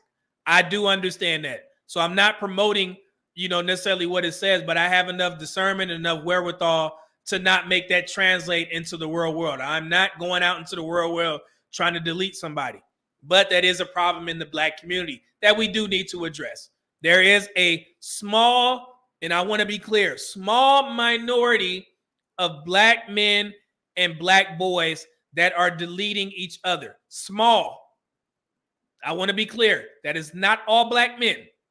But we do need to do something about the lyrics that some of these brothers, say, because some of these small minority of Black men and Black boys are taking that to heart and translating that into the streets, most notably in Chicago, also New Orleans, St. Louis, so on and so forth. So I get that part. But for me as a grown man, I have enough discernment to separate the two. Oh, it's just music. It's just a story. It gets me hype in the gym. Not promoting it, to the, little kids. It is what it is. Like I said, I'm not going out there deleting folks. It's not going to charge me up to do that. I'm one of the majority of Black men who can do that. We can listen to music and not go out there and, try and delete somebody. You know what I'm saying? So I just wanted to be clear on that. Let's see here. We got any super chats. We got that. Cool. Glow, what's going on? Said, I'm not gonna lie, being in Chicago, it don't be seeming like a small minority. I know, man. I understand. But as a whole, we have to, put things into perspective, because when they hear me say that, I have to address it like I would want it to be addressed on like a major platform, because the Black community does a piss poor job of doing that. They never say, okay, we can have this conversation about the prison rates, about the deletion rates, but we need to be clear that the majority of Black men are not doing this. That never happens. They just say that, prison rates, Black men, the deletion rates, Black men as a whole. So we need to do a better job of being vocal about the percentage of Black men and Black boys that are responsible for these deletions and the prison rates. I do a very good job, I would say, on my platform of separating the two, right? And I'm not saying that we don't need to be concerned. We absolutely do. But let's put things into perspective, because when we go out there and we say these things and we translate that to all Black men, then it makes it seem like all Black men are bad. When we know that the overwhelming majority of Black men are not responsible for those deletions. So that's what I try and do on my platform. Be very specific. Right. Welcome to Dooneyville says, know the difference between entertainment and reality. Yeah, we can do that. So as grown men, especially over here. JJ, what's going on? Diesel Cowboy Traveler 79 Smith said, what up, fam? How are you? How you doing, good brother? Did I get that? Oh, wait, my bad. Miss Stahl with the $10 super chat said, keep standing up for black men. Oh, yeah, man. You know how it is. I greatly appreciate the support, man. Thank you for ending that drought. We at Wife School hold it down with those memberships. I greatly appreciate it. Thank you. Let me make sure I check the Cash App. Okay, hold on. We got DG in the building. Just sent in a $2 Cash App. I greatly appreciate that, brother. Appreciate the support. Let me see here. Glow says the statistics don't lie. I guess because I'm here, it seems really close to me. Yeah, and I understand, man. And don't worry.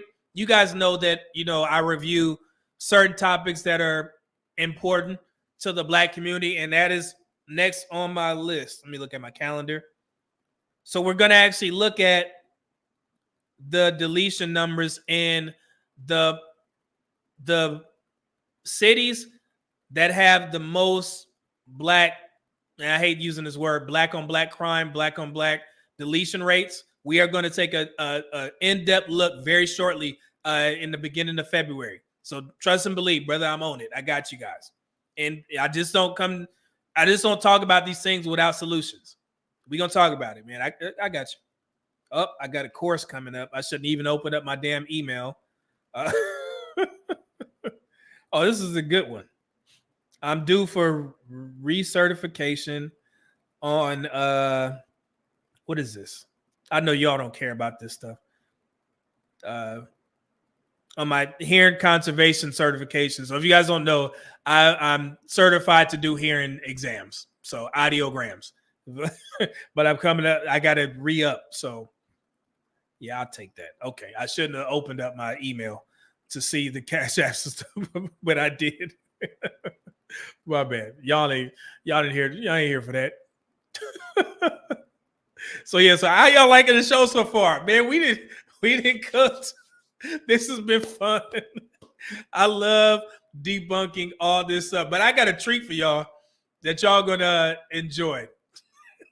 Again, if you've been a member or a subscriber of my platform, you know that I've done multiple videos of using women as avatars from the Kendra G show, just to further, explain further on the types of women that I talk to you guys about, to educate men on what you need to be aware of.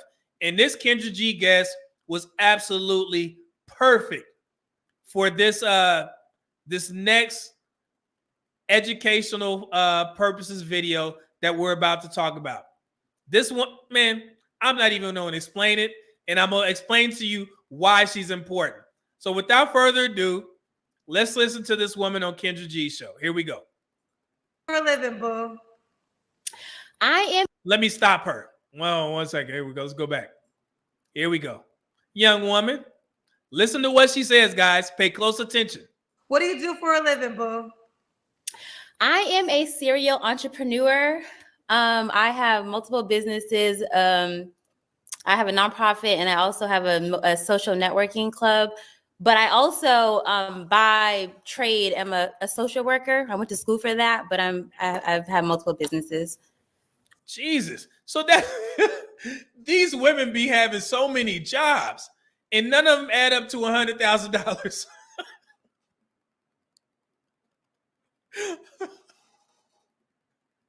Man, I be like, yo, how you doing all this stuff and you ain't getting no bread? Like, come on, God, dog. Okay, let's continue. Sorry. So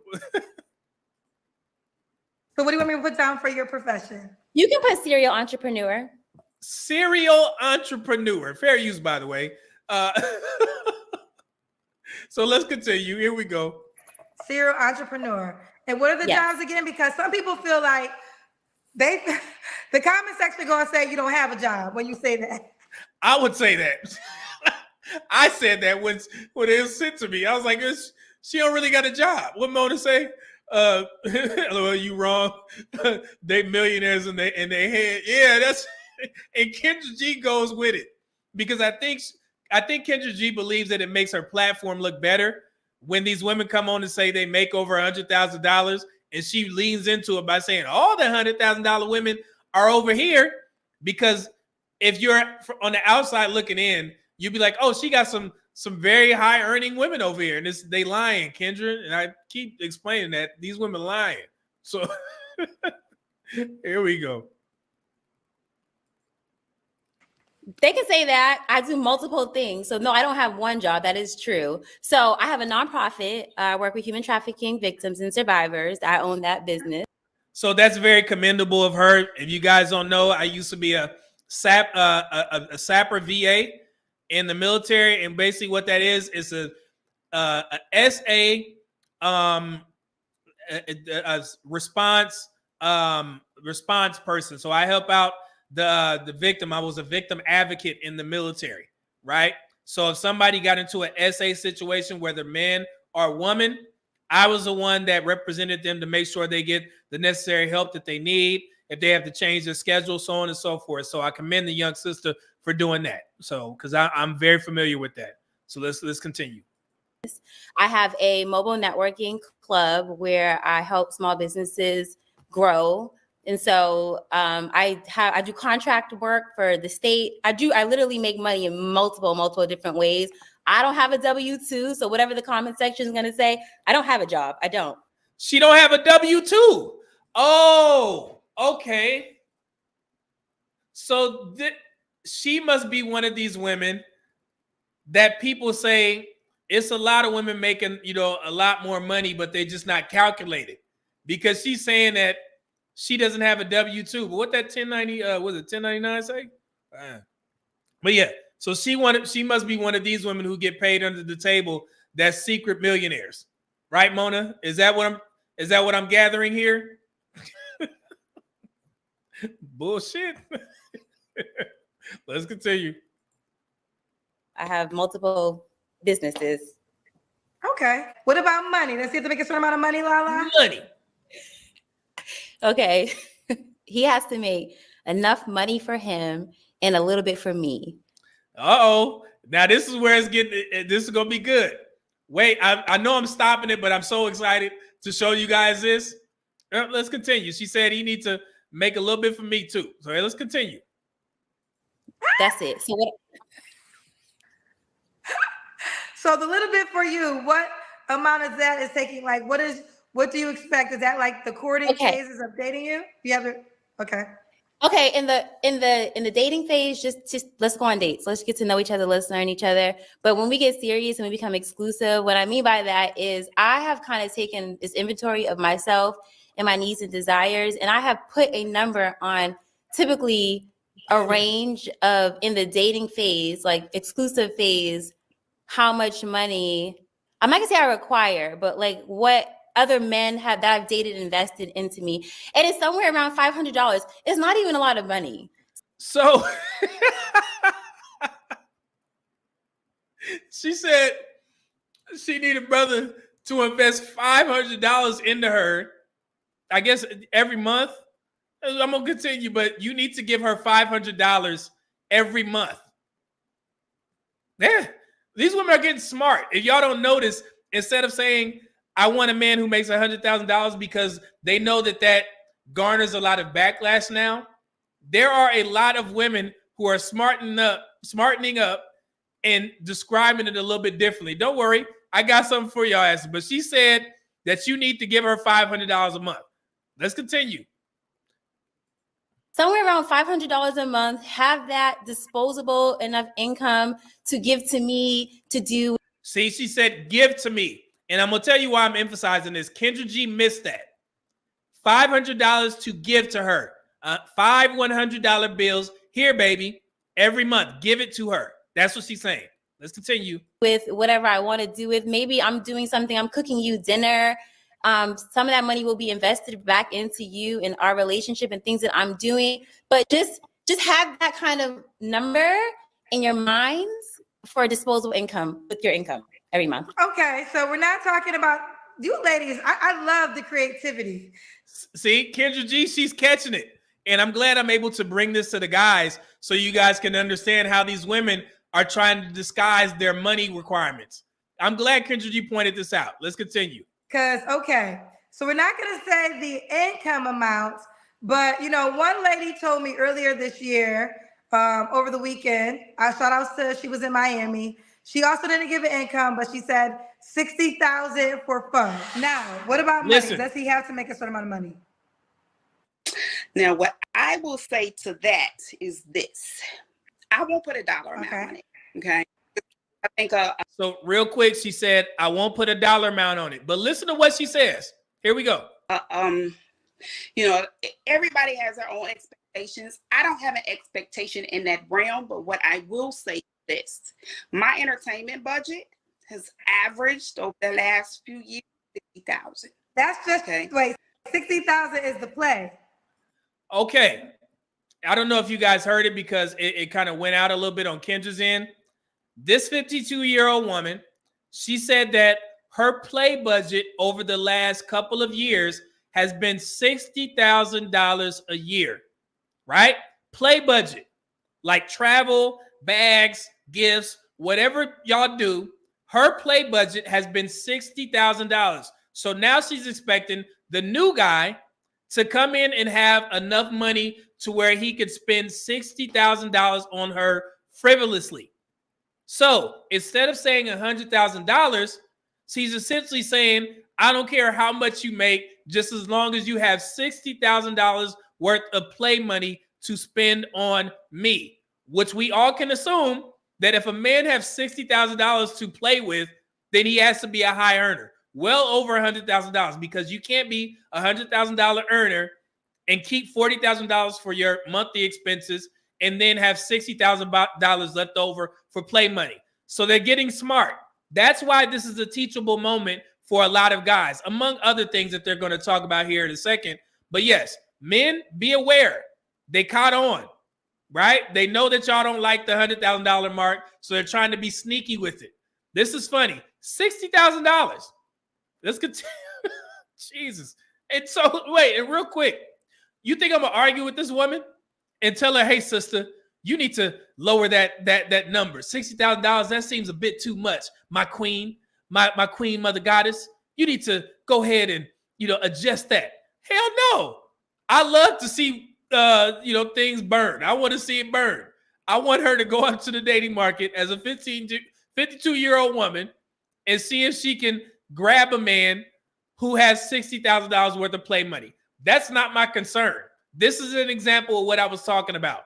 I'm going to argue with this woman? Hell no. I want to see your ass go out on the dating market and look for that man. It's funny to me. So let's continue.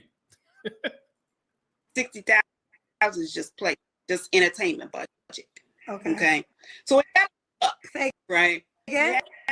He has to be able to Okay. up, right? Now in the $60,000 budget of play money, is the expectation if y'all go on a trip, he's paying for himself or he's paying for both of you guys? You know what? I think it's so this is important. And I pointed this out in my the travel short that I put out. And like I said, I know my content gets around, man. But Kendra G asked her, hey, when is he expected to pay for that? Listen to what she says. a give and take. It really depends on where we're at in the junction of the relationship. Like through the gate, I'm not paying for shit. But now, that was the key point. That was the key point. She said, it depends on when we're in the relationship, but when we're dating, I'm not paying for shit. So essentially, while you're dating this woman, you need to spend $60,000 a year on her frivolous expenses. While you're dating, this is not for a woman that you would consider, like you already assume that, you're engaged to, you're going to marry this woman. She specifically said, while we date. And she's going to reiterate in a second. Let's continue. I want to point these things out just in case you guys didn't hear it. But if we get, you know what I'm saying, and we're, maturing in a relationship, then of course, okay. You know what I'm saying? Because I'm an extreme giver. So I don't have a problem with, giving and things of that nature. But through the gate, no. But see, she said through the gate, no. That expense is on you. This 52-year-old woman expects you, if you were interested in her, to spend $60,000 a year on her expenses, travel, whatever, play money, as she likes to put it, right? Let's continue. We're not done. This is fascinating. I'm learning. I like the way you did this. So you didn't give how much he has to make, but you gave how much he needs to be able to keep up in extra money. So 60K would be extra money. So one can only draw their own conclusion of how much of a salary they can make. Because 60K as extra money, I mean, you have to make at least over 200K. It's relative. See, and she won't say a number. She said, oh, just relative. But we can read between the lines, and Kendra G caught on to it. So this is good. Let's continue. It really okay, is fair enough. Fair enough. I like the way you did that, though, D. I respect your. So I'm gonna tell you, who's this? Welcome to Donnieville. He says she must be balling. She may be making a good amount, but this is why she believes that she can ask for $60,000 play money as a 52-year-old woman. And the reason, usually I don't put the Kendra cam on, I don't do that because I don't want women to get judged on their bodies. It is what it is on my platform. But this was very important. She's a 52-year-old woman, so you assume that she would be out of shape. Absolutely not. This woman got hams and yams. Let me show you what I'm talking about here. Hold on. Let me show you. Hams and yams. Let's take a look, fellas. What y'all think? Preparation. I don't take it for granted. You look good, girl. Look. 52. Ooh. That's why you're talking that talk. That's why yeah. you're talking that talk. Now I understand why. Look. I got buzz too. Fellas, what y'all think? She got a whole bakery back there, don't she? You know what I'm saying? Waist small, titties. So that's why she think that she can say, I want $60,000. But the funny thing is, for her, she could probably get an older man who's successful to spend that amount of money on her. It won't be a young guy, but she's going to have a tough time finding them. Because typically, them young guys, or them older guys, them Nates, they look for a woman who's younger. Especially if they're expected to pay $60,000 for her. Yeah. But yeah, she's definitely in shape. She's actually in shape. Somebody said, Florida 4. That's funny. BBO, bro. Yeah, and it may be. But I mean, it is what it is. She right. So surgery, it is what it is, man. Somebody says, so what? G's 8 ball. So, and like I said, and this is what I want to stress this to the guys. When women have these money expectations, it's up to you to determine if she's worth spending it on. So that's the overarching point of us watching these videos. You're not required to spend any amount of money that you don't want to. So if you get with a woman like this who says that you have to spend $500 on her, you determine if she's worth it or not. So it's not my place to sit there and judge this young woman for saying that, hey, I require a man to spend $500 on me for, while we're dating. It's not on me. It's on the guy who's going to try and date her. If he feels that she's worthy for $500 a month, then he'll give it to her. But you as a man, if you think that she's crazy or delusional, you don't have to give it to her. So that's why I tell you guys, there's no point in arguing with these women on these shows because you're the ones that have your wallet in your own pocket. You really think that woman is going to grab it from you and dig into it and grab $500 if you don't want to give it to her? Oh no, baby, please don't take that $500. You're going to give me this $500 and you're going to like it. No, it's not going to happen. So you determine. You the one that got the power in this, right? What, she gonna strong arm you for your bread? No. Y'all just pay attention. So, let's continue. So your breakdown of that is $500 a month extra that can go towards entertaining you as his girlfriend. Yeah. Okay. And so a budget for $500. Oh, we got celebrity in the building. My man Theo with the Do Better podcast, $20 super chat says, salute, bro. Damn, that new background looking good, bro.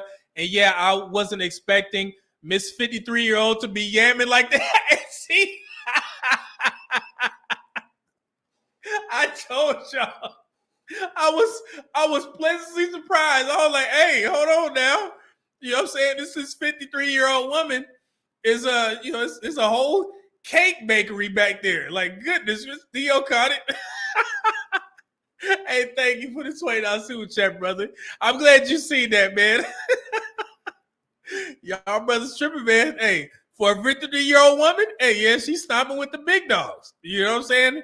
She giving these young women a run for their money, whether it's surgery or not. You know what I'm saying? If she must have the money to take care of that.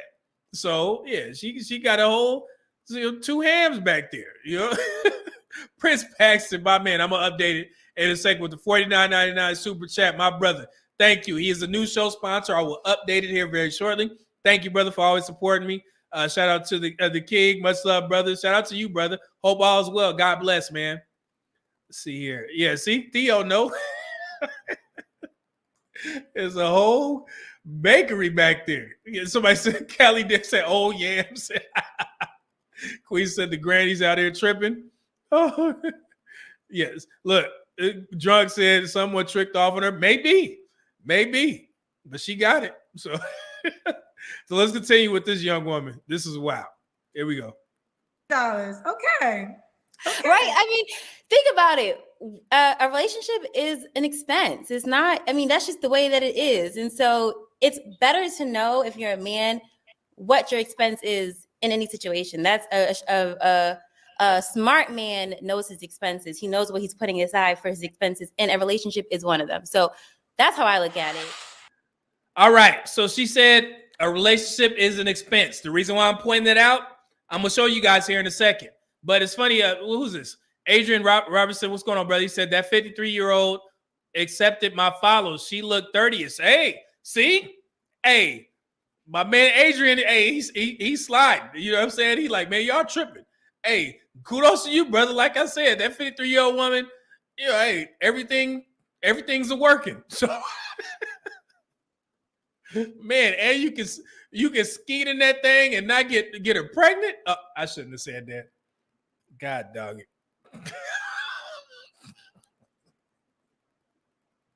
I shouldn't have said that. Lord forgive me. But it's true. So let's continue. God forgive me for that.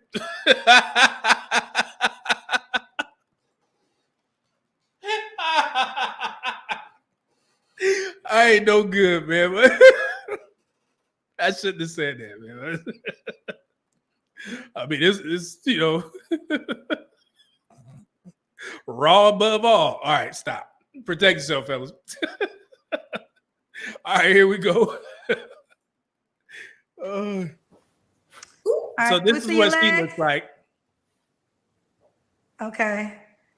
All right. And I don't. So real quick, so you guys determine if she's worth spending $500 a month on. You know what I'm saying? So if you don't think that she's worth it, then she won't get it.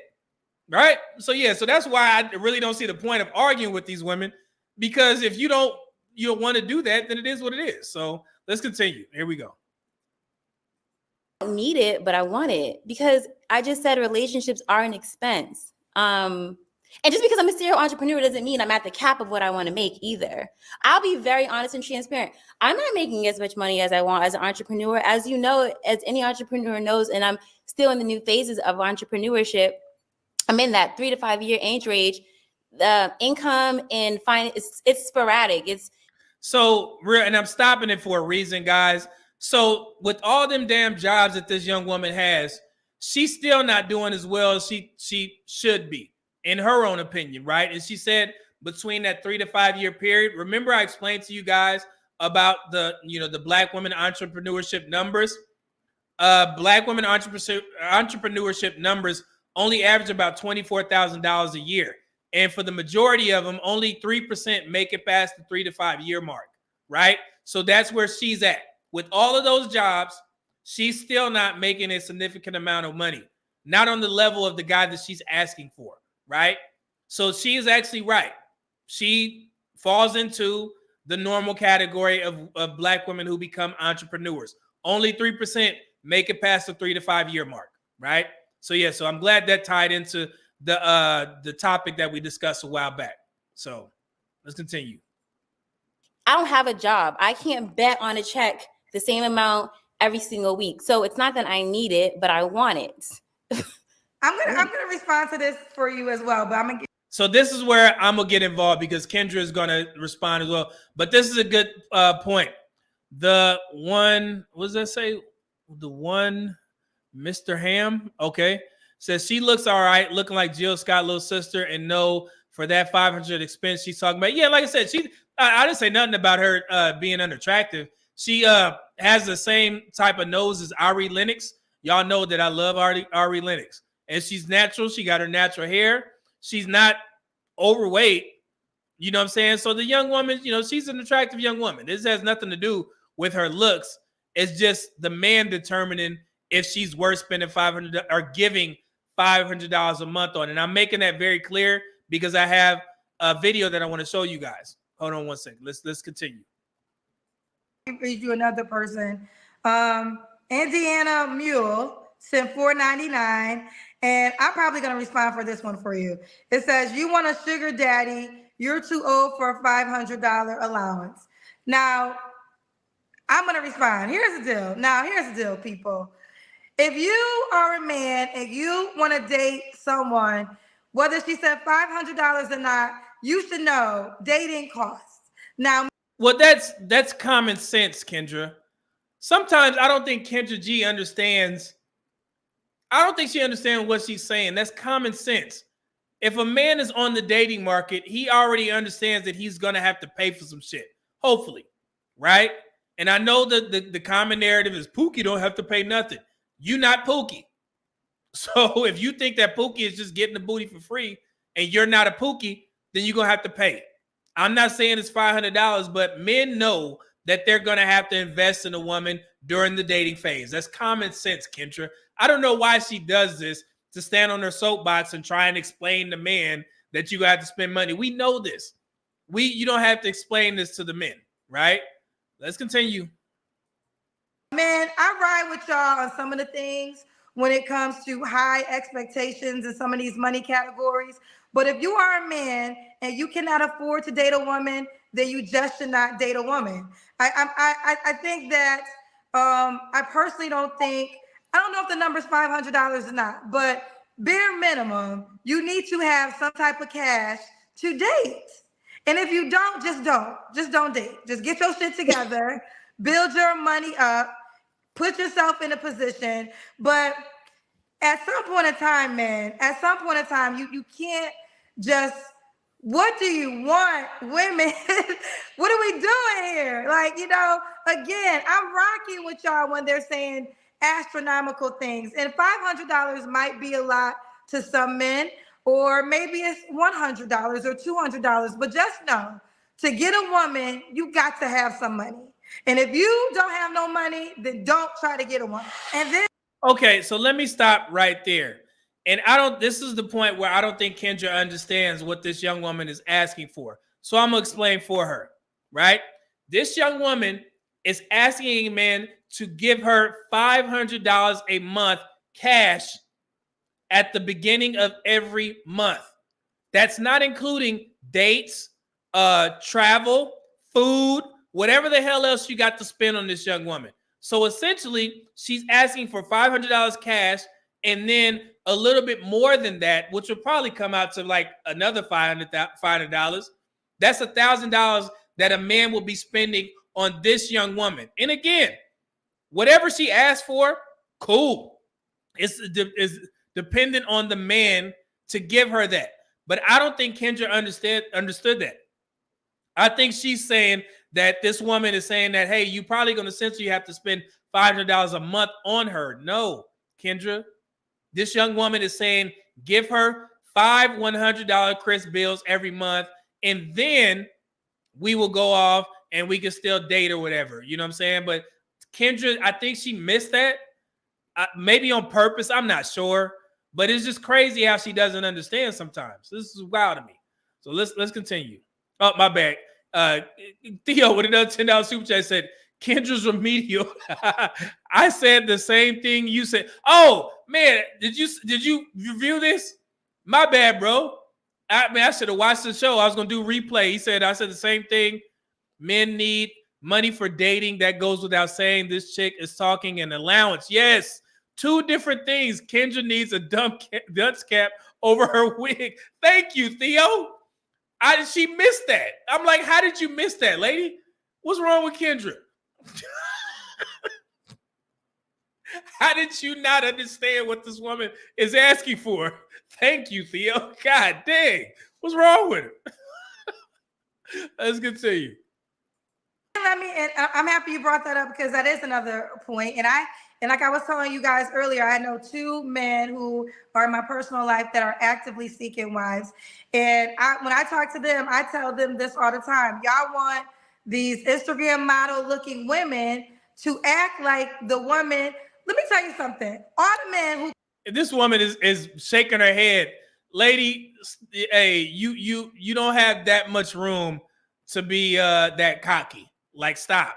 Because I don't know if I even put this in there, but she was like, yeah, if you want a bad B, then you know a bad B gonna cost. I'm like, lady, you need to read the room, because I'm sitting there saying that you're cute, but I mean, you consider yourself a bad B, whatever they consider that. I'm not too sure about that. Let's continue. Complaining about submissive women, stop. There's plenty of women that would be submissive. The problem is the woman who's willing to be submissive is not the woman you want. That's the real issue. There's a woman that would jump on one foot for your ass, like in a movie Color Coming to America. But guess what? She might not. She I don't know what it is. Maybe she's out of shape, or maybe she got some type of baggage you don't want to deal with, so you don't intend to want her. Then you want the bad bitch, and you want the bad bitch to act like a broke bitch who just needs you. It doesn't really work. No, I mean, let's just keep it all the way funky. There's so many women out here who are ready to be submissive, but y'all don't really want that girl. And what's happening is you're mad at the girl that you really want, that has this expectation that you can't afford, whether it be right or wrong. So you sit up all day and you talk about her all day because the girl who wants you, you don't really want her. So I think, and this is where I'm agree with Kendra G a little bit. I think there are some men that fall into that category where, you know, you get on social media and you complain about these women once and what they're asking for.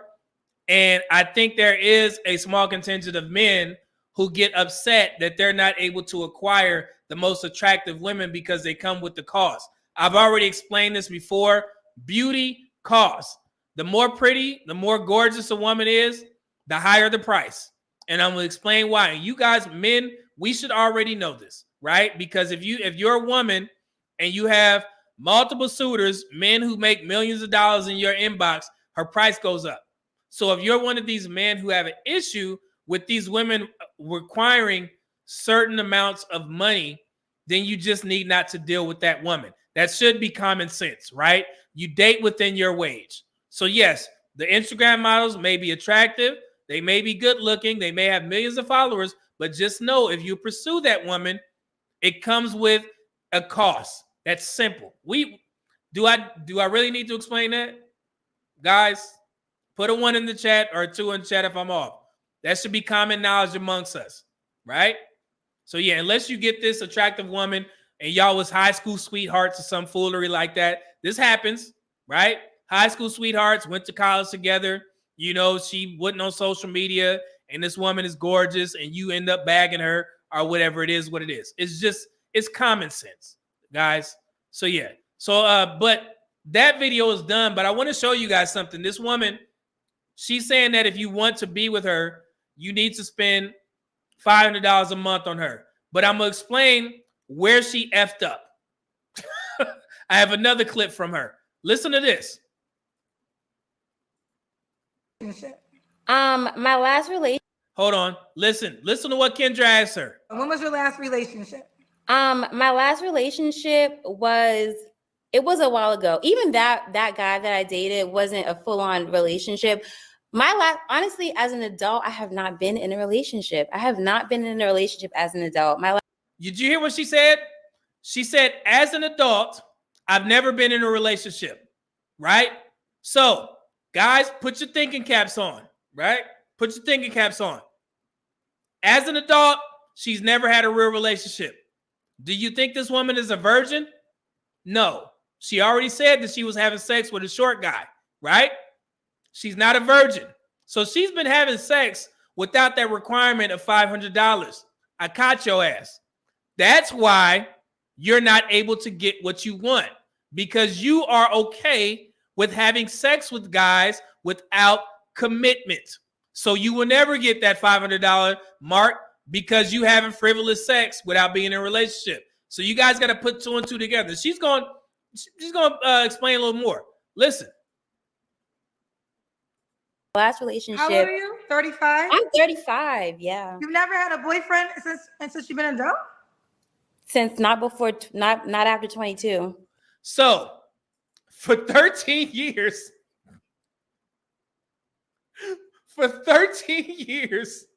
she's been having sex without a relationship from age 22 to 35. What is it?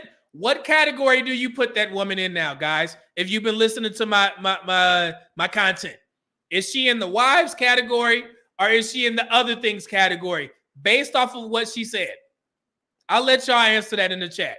Let's continue. Why?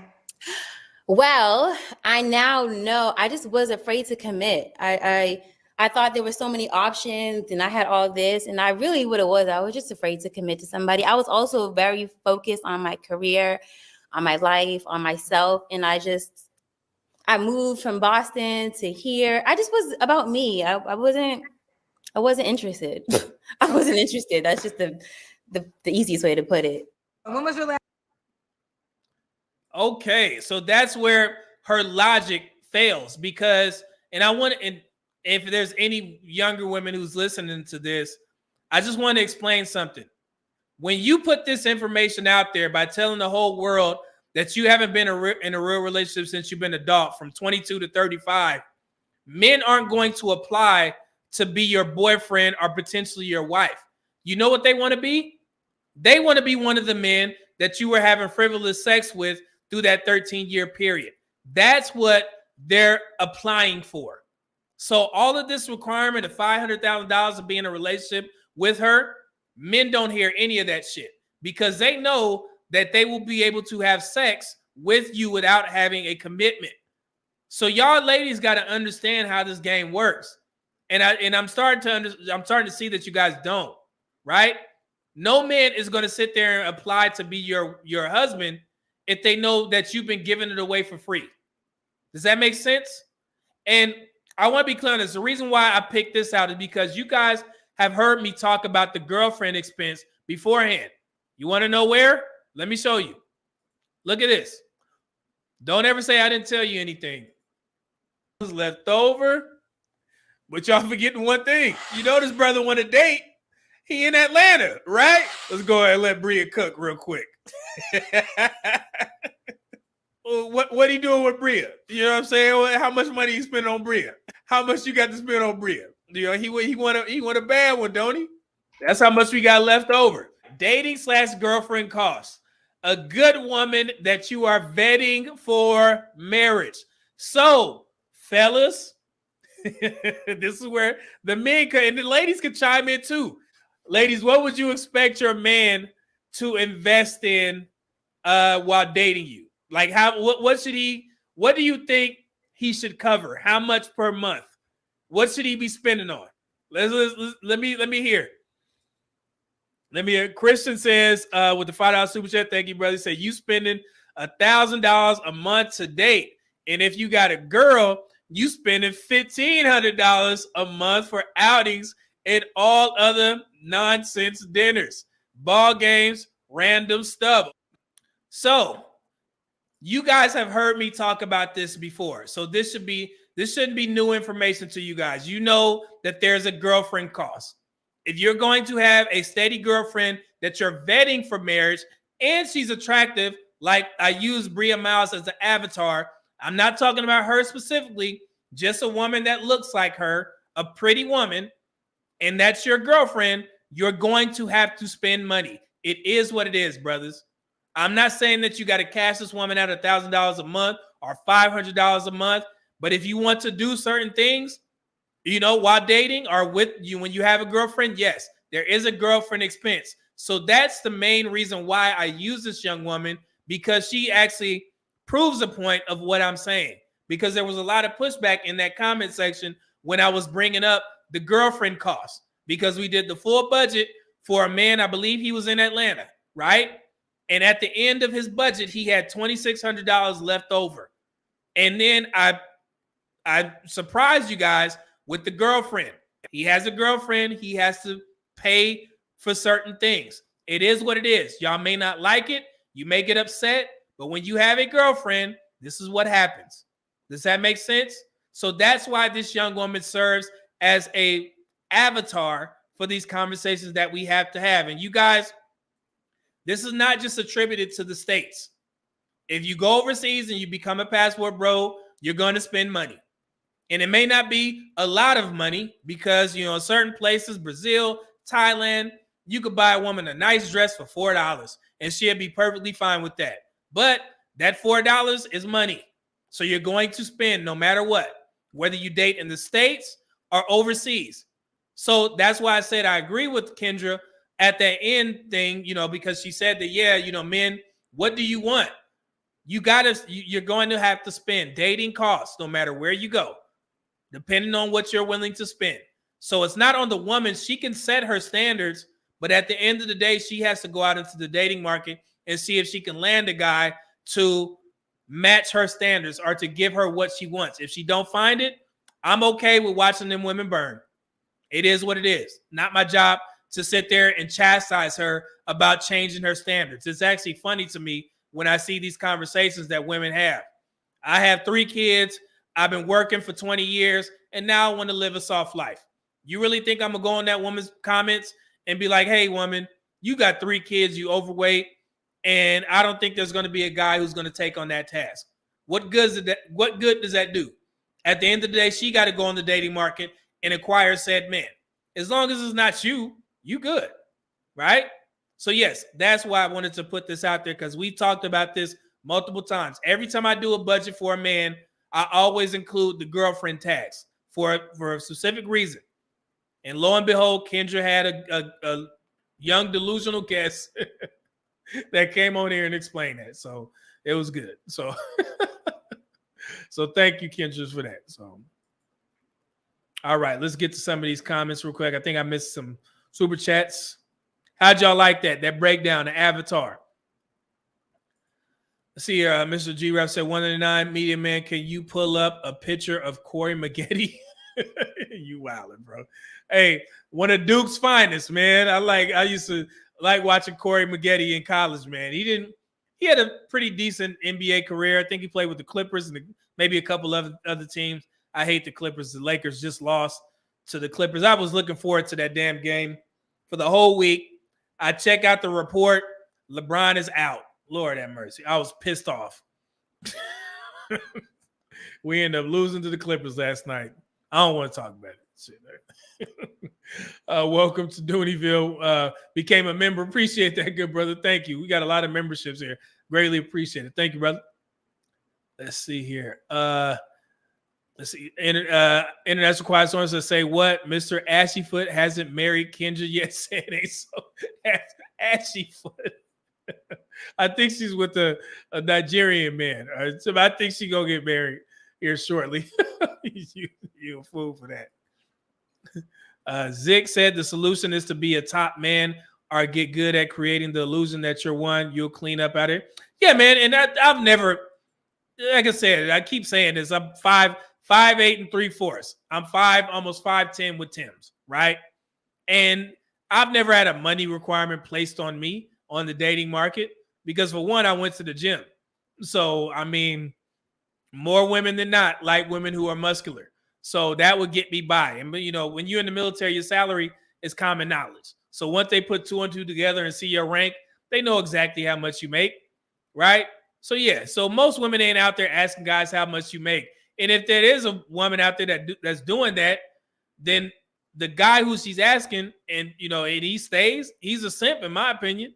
I'm like, brother, if she gonna ask you how much you make, you know what her intentions are, right? Or if she come with a price and you just trying to hit that thing for one night, if only for let me stop. But yeah, if you just try to hit that thing for one night and she say, hey, it's gonna be $500 for a skeet and beat, you know what I'm saying, and you willing to pay that, then go ahead and get the woman some change, right? Go ahead and become Nate from Set It Off. You know what I'm saying? About an hour and a half. You know what I want. I'm going to get what I'm going to get. So take this $500. Yeah, so if she got a price, then go ahead and pay it. So it is what it is. Tactics TV. Western women love spending money. They don't believe in saving or investing, especially their own money. Yeah, man. And we talked about, putting money in Roths and IRAs and stuff like that. It'll be different if you was vetting a woman for marriage and she was like, hey, the only thing that I request from you, as we're getting married, let's start trying to put more money into our Roths and IRAs so we can retire early, right?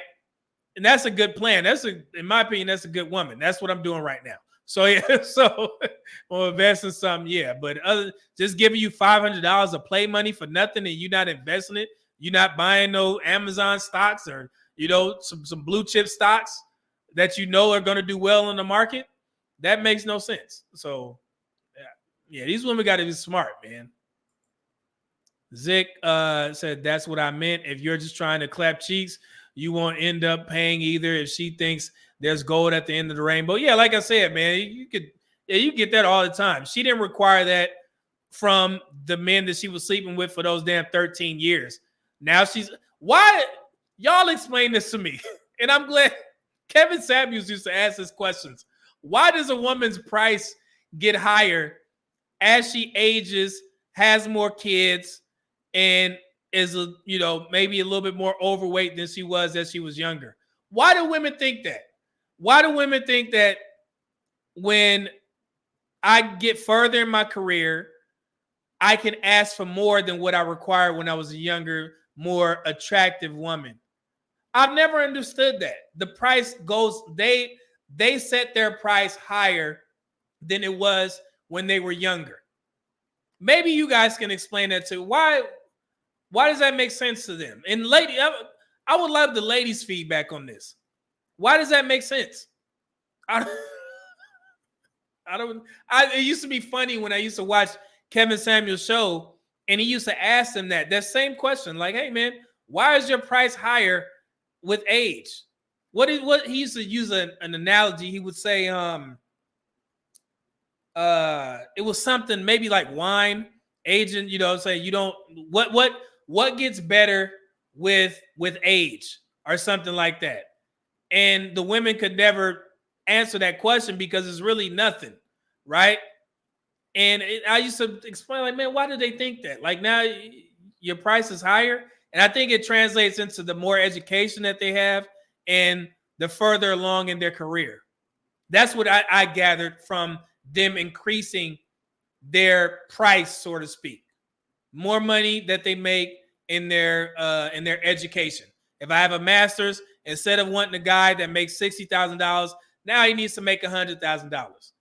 Y'all let me know in the comment section. But while y'all delve into that, I'm about to get ready to bring up the members for our quick discussion.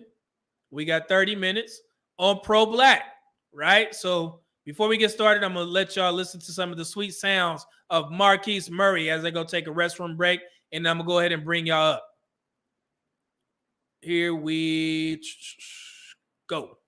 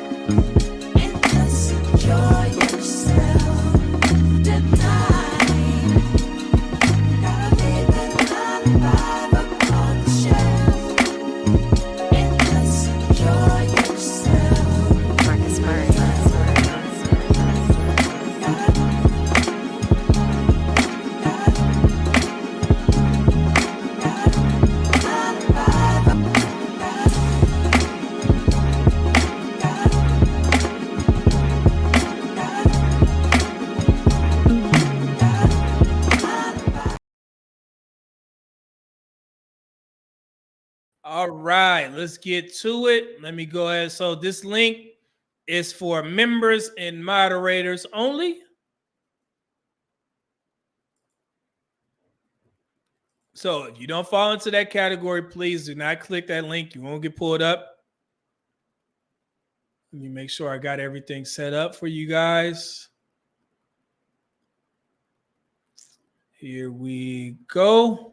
All right, y'all know the rules. Make sure you are not preoccupied with taking care of some buckaroos. You are not at work where you have to, stop talking and get to something. Make sure you are in appropriate attire. Try and limit the cursing as much as possible, right? Because nobody is immune from being kicked off the panel. Y'all know how I run my platform, man. I mean, I shouldn't have to explain. It is what it is. So here we go, and we're gonna be discussing pro-black. Let's see here. Let me see. So there's the link for the members and mods if you want to come on up and join the conversation. So I got some information for you. Pro-black, pro-black, pro-black, pro-black. I give it some time, man. How y'all doing? Oh, yeah, you're right. Pin to the top. Let me see how I do that. All right, here we go. Replace pin mess. Oh, okay. Yeah, all right. It's pinned to the top. There we go. Thank you, IQS. Gotta need that 9 to 5 on the shelf. And all right, give us some time. If you want to come up, come on up. We waiting. Did I miss any super chats or cash apps? Let me check the cash app real quick. My man, KH with the $10 cash app. Greatly appreciated, my good brother. And he says, I like that you keep the conversation straight. Oh, man, absolutely, brother. I greatly appreciate your support, man. Appreciate it, good brother. Let me see here. Let me see. Did I get everybody? Yeah, I did. Okay, so if you're a member, all right, well, we're going to continue. Like I said, we got about 30 minutes, but I'm going to show y'all what I found here. And this goes to the point that there's really no true definition of what being pro-black is, because every site that I went to had a different definition. Let's start here with the most non-respected platform, Urban Dictionary. So this is what Urban Dictionary said pro-black actually means.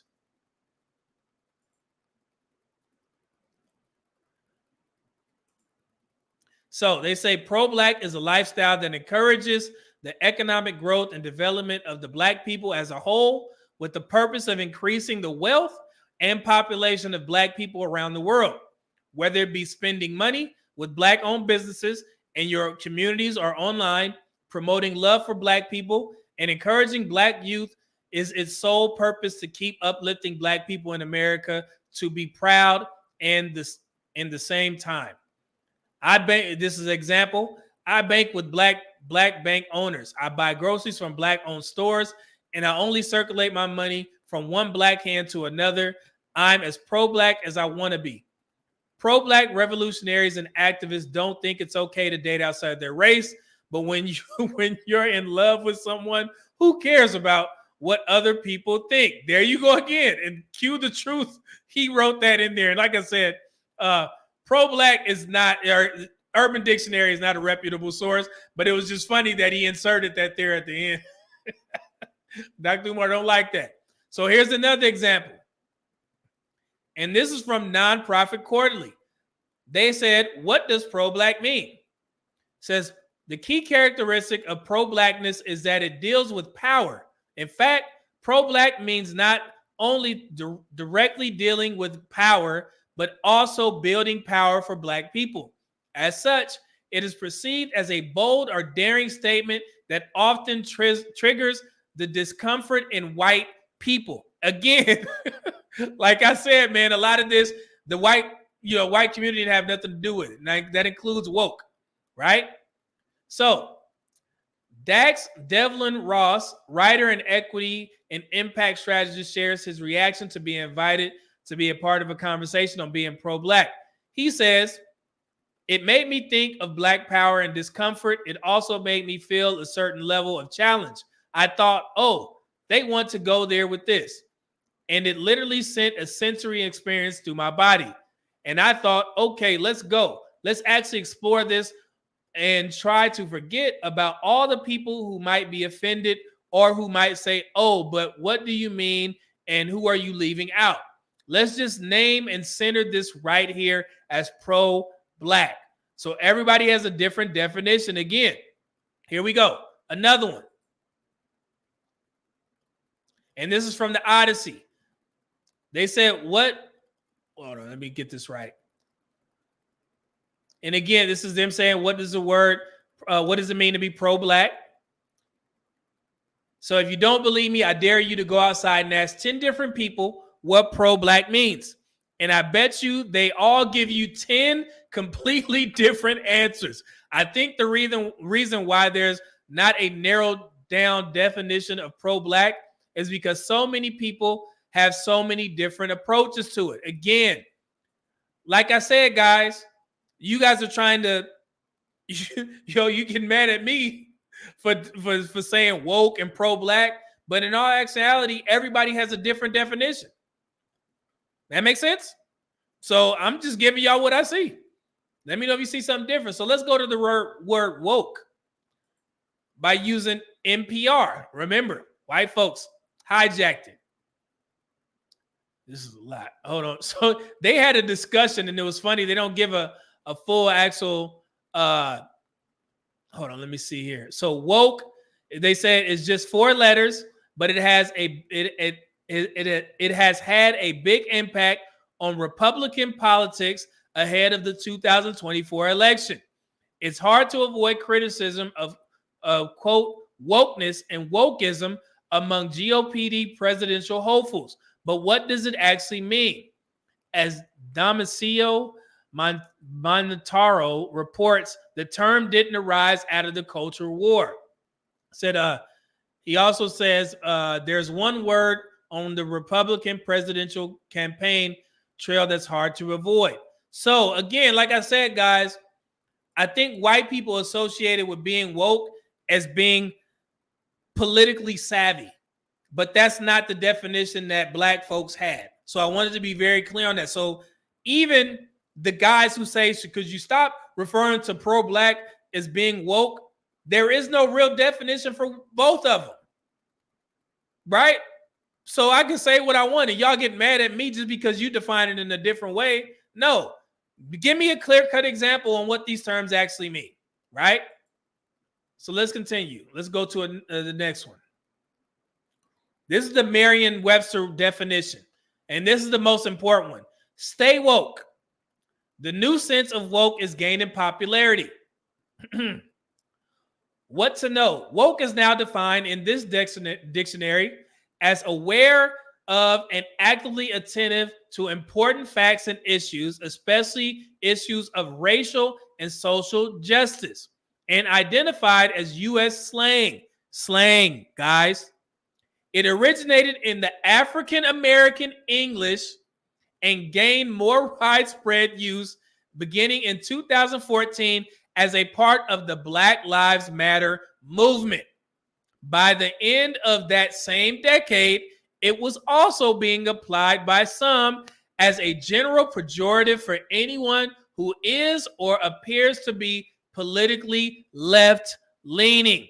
Now do you guys understand, for my pro-black brothers, that's getting pissed off at the way I use the word woke?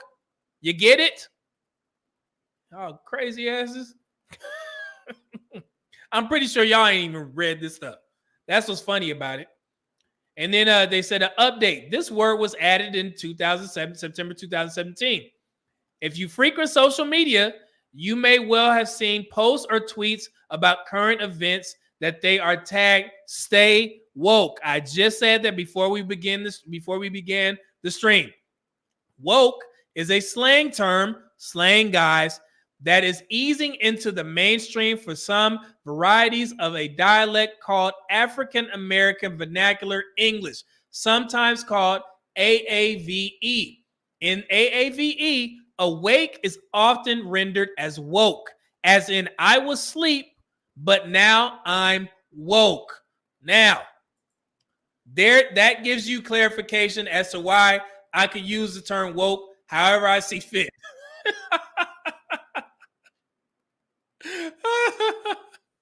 So yeah, so y'all get it? Are we clear now? And also, we ain't got nobody coming up. Let me show y'all.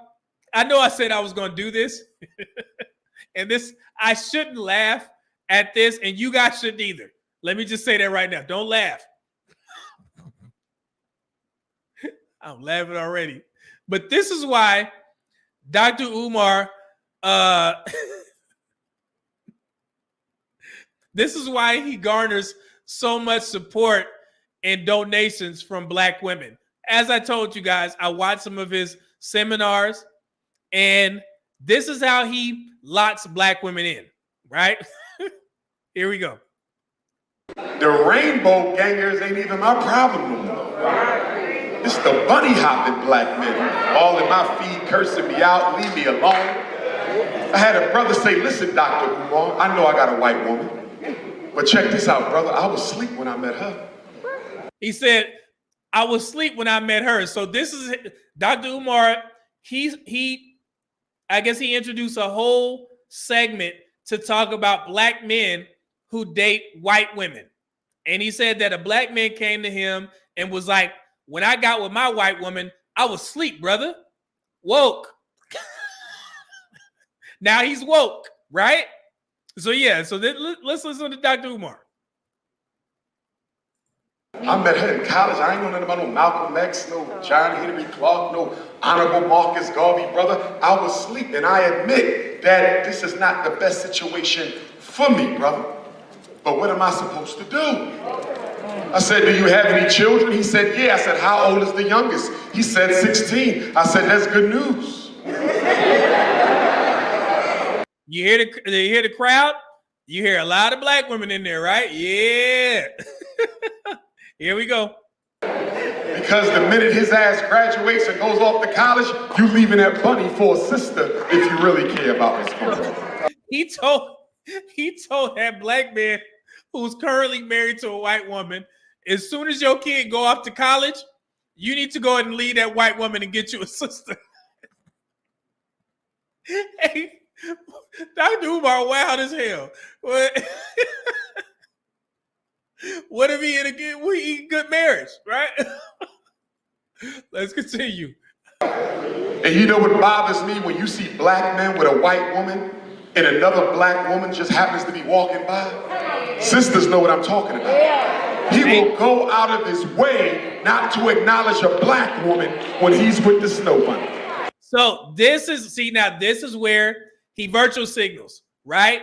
So he's saying, he's speaking directly to Black women. Like, hey, you see these Black men dating these white women, they don't even acknowledge you in public. You know, see, y'all gotta, he's smart. He's smart because he know Black women love to hear what they want to, the majority of them. If you tell them whatever they want to hear, they locked in. So, and I think that's one of the biggest issues in the Black community. You got our Black women go out there in the world thinking that they SHIT don't stink. Because we got brothers like this that's sitting there virtual signaling and pandering to them.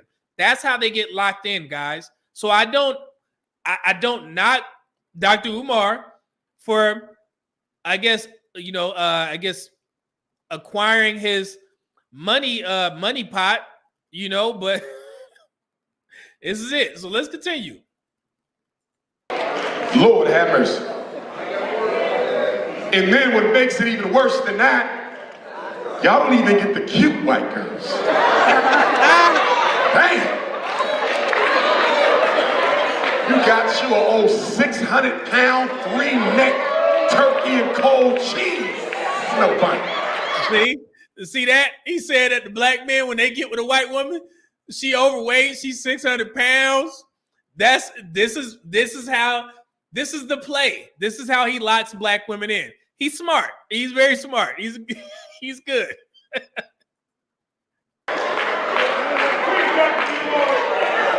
You went out and got you a little shriveled up 98 pounds straight off the opioid road. Snow bunny. Now he's saying that these black men getting white women meth heads. So he doing a very good look. Saint Cyr said he's saying all the talking points as much as they want that to be true. It's not. Yeah, so he's doing what he's supposed to do. He's good. And that's funny right there. Drunk Photography said he's a child psychologist, so he knows his audience. That's pretty good, brother. Look. Queen said they are eating that stuff up right from his head. Yeah. Do you hear the crowd?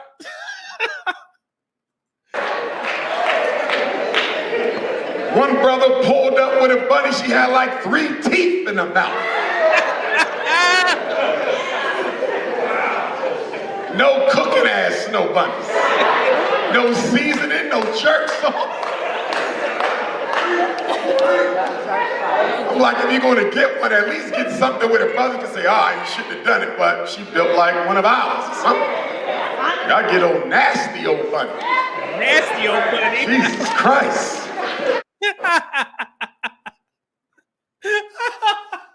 he said a nasty old bunny. Yo, oh my God, a nasty old bunny, y'all black men out there getting nasty old bunnies. Hey, it was funny. It was a dude in my comment section. Oh man, when I did that pro-black video, what did he say? Hold on, this was funny. I think I screenshotted it. Wait, hold on, y'all gotta hear this. Hey, he said, "Media man, we understand you love white women, bro." When did I ever say that? This ain't got nothing to do with white women. Oh man, just because I put out a video, now all of a sudden white. No, my preference is white is black women. So I'm with a black woman. So I mean I'm good. So oh man. But that on the I guess I can't be pro-black because I have snuck in with some sweet whites before. So and just Hispanic women, German women, Romanian women. We can go down the list, brother. So I guess I'm not pro-black no more. All the things that I do for the black community is I'm not pro-black. So it is what it is. So that dude is hilarious. The one says this is pure comedy. Yeah, I was rolling. He's doing exactly what he's supposed to do. Shadow Rack said he's doing his dance. Yeah, he's good. He good. Queen said, "Who are these bunnies?" Yes, y'all get these nasty bunnies. That's a funny statement to me, brother. Pravia said, even when the WQ look good, they have something negative to say. Look, a jackrabbit. Yeah, you get the old jackrabbit. Jackrabbits is scruffy. So that's what y'all doing. Glow says, brother, you're slinging your meat in the wrong direction. That's funny. Drunk Photography said, I'm not going to hold you, but in 2023, I see more like he described that I want to give him credit for. Hey, and that may be true. But the funny thing is, why does that matter? What if that brother is happy? I think I seen an AI. It was a funny image. It was an AI generated picture where it says something like tax season, and it had a black man in a Superman suit flying with an overweight white woman. I was like, bravo. Bravo. That shit was hilarious. Oh man. Nasty old bunnies. Egghead. Y'all are the nasty old bunnies. Oh man. And Prime VA said, anytime you're critical of the community, they say you prefer white women. Yes. I don't know. White school, yeah, don't laugh at me, y'all. I'm sorry. That's just funny to be a nasty old bunny. It's funny. I don't think black women understand what Dr. Umar is actually promoting. And this is something that a lot of black women don't catch.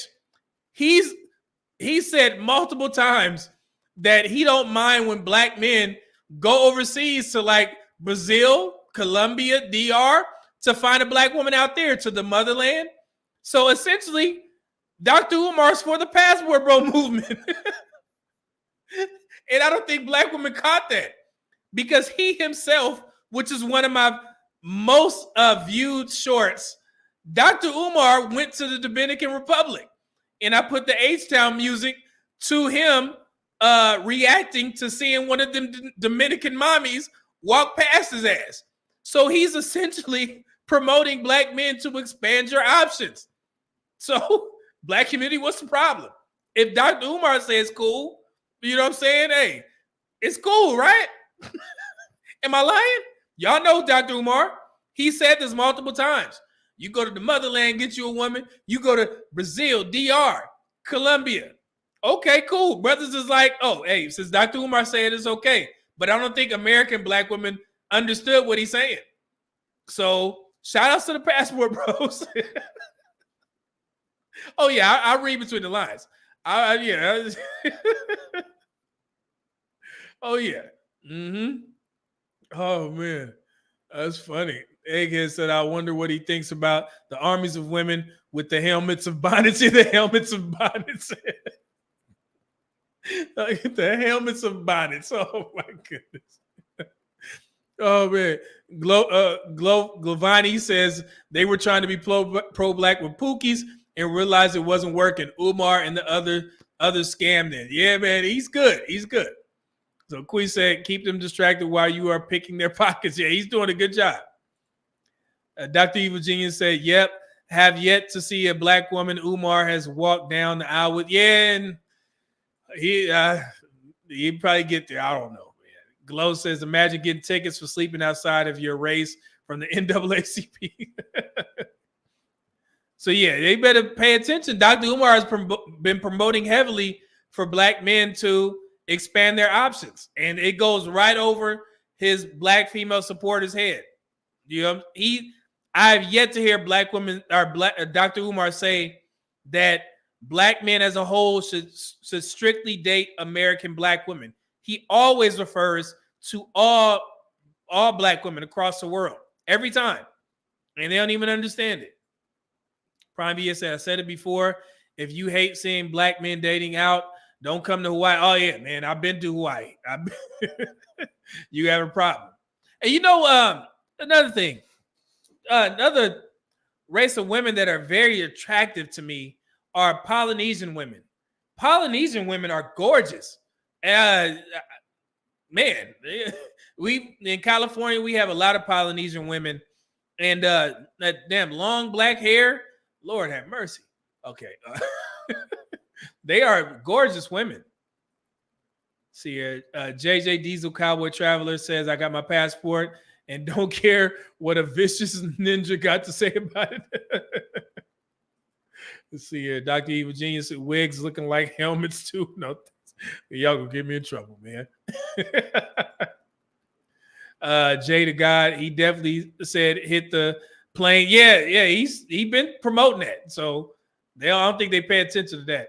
Prime VS said Polynesian women are very pretty and they love brothers. So yeah.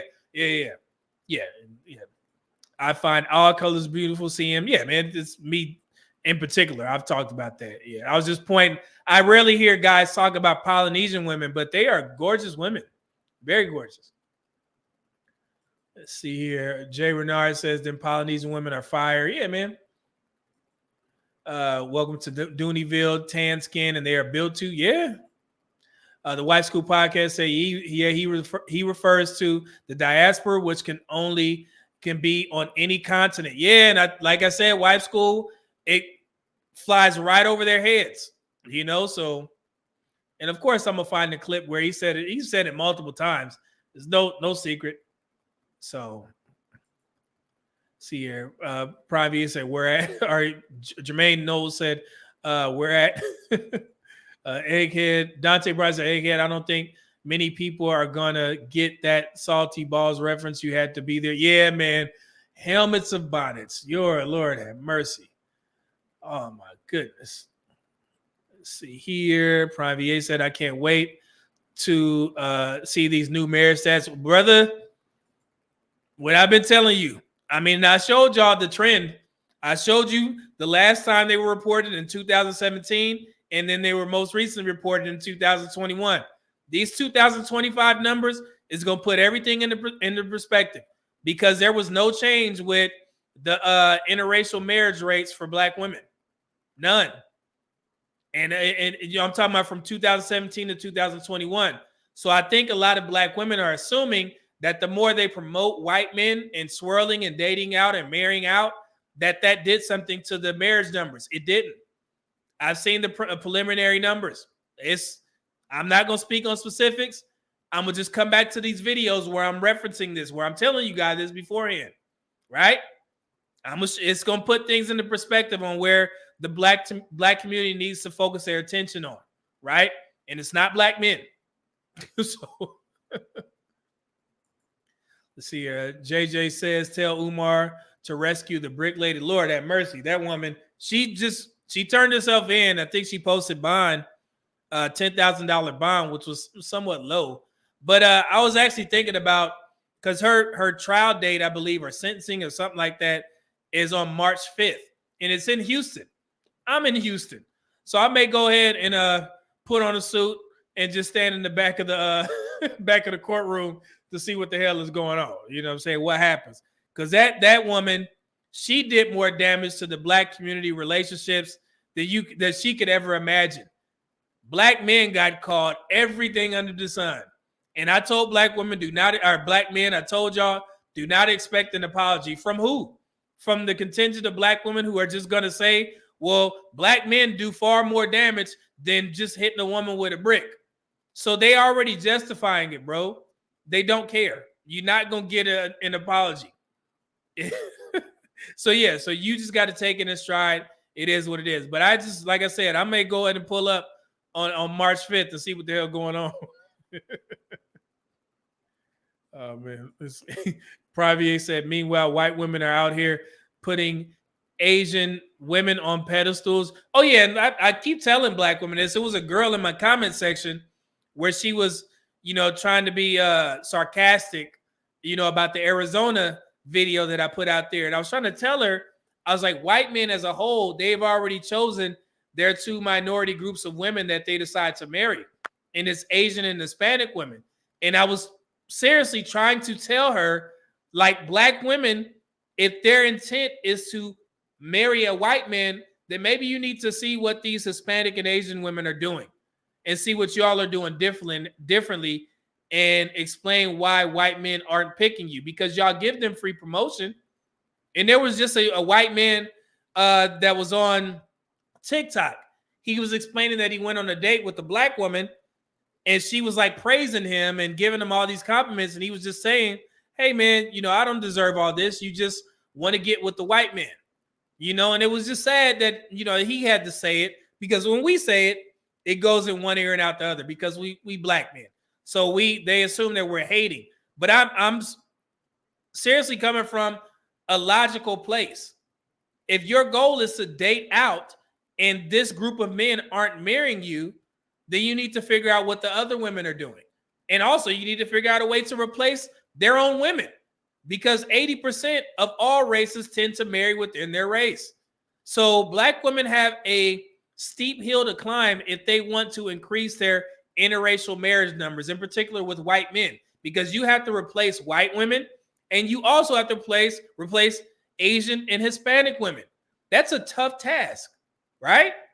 It's just logically, right? That's all I'm saying.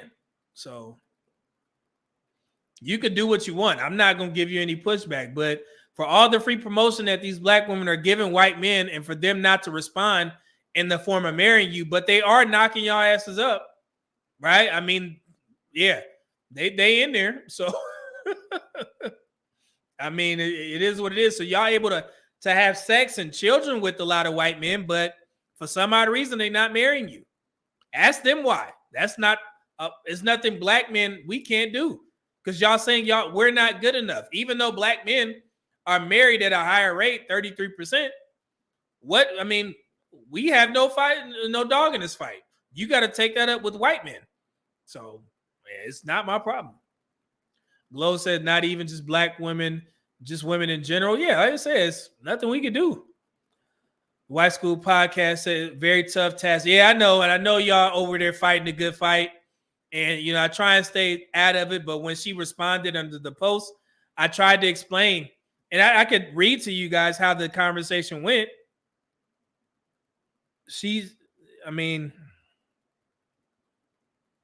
So this is what the young lady wrote. She said, black women, stop this, please. Black men are not the only game in town. Expand your horizons.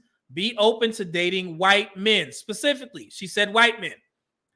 And then I told her, I said, I've been trying to tell them, ask white men what they want and why are only 4% of married black women married to white men. What do you think black women need to change? She responded. She said, have you really? And of course, I posted the video where I explained, I want to help you divest, which is basically saying what I just told you guys. And she said, anyway, they need to change their outlook for one and be ready to compete. However you define that for non-black men. Black people are 5% of Arizona's population, and a woman only needs one husband. So the 4% of interracial marriage is not worrisome. Her math is off because if there's only 5% of black people in Arizona, which I pointed out, and there's only 4% of married black women married to white men, that 4% is not just in Arizona. That's across the United States. So yes, you should be worried. It's like finding a needle in a haystack out there. And then, what did I say? Oh, where'd it go?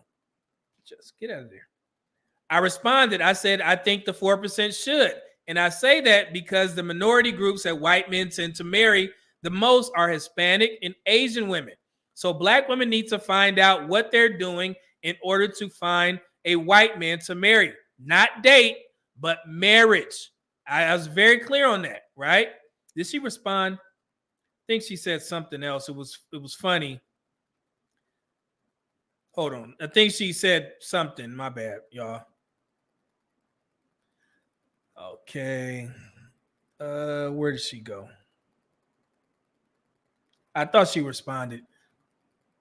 Oh, we had a guy. I told him you need to. He said, matter of fact, I removed myself. Good. Let me make sure.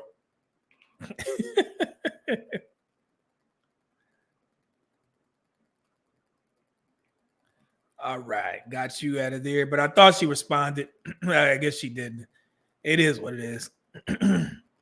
Hold on. Let me see. Let me make sure. Let me scroll up.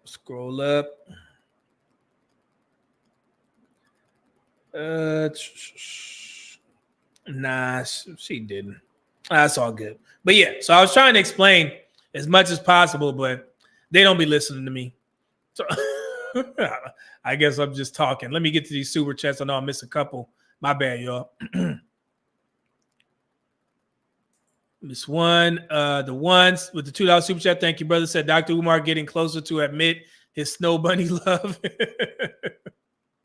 Oh man.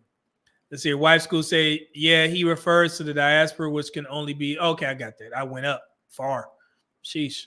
Here we go. This was it. White School Podcast said divesting with the same bad behavior will never ever work. Yeah, and that's the thing. I'm like, man, from what I see is most guys complain about the attitude from Black women as a whole. And I explained this in my last live stream, that post where they were comparing a group of white women to better looking Black women, mind you. You know what I'm saying? And like I said, I love Black women. I think Black women are most beautiful women on the planet. But they were comparing the white women on the left to the Black women on the right.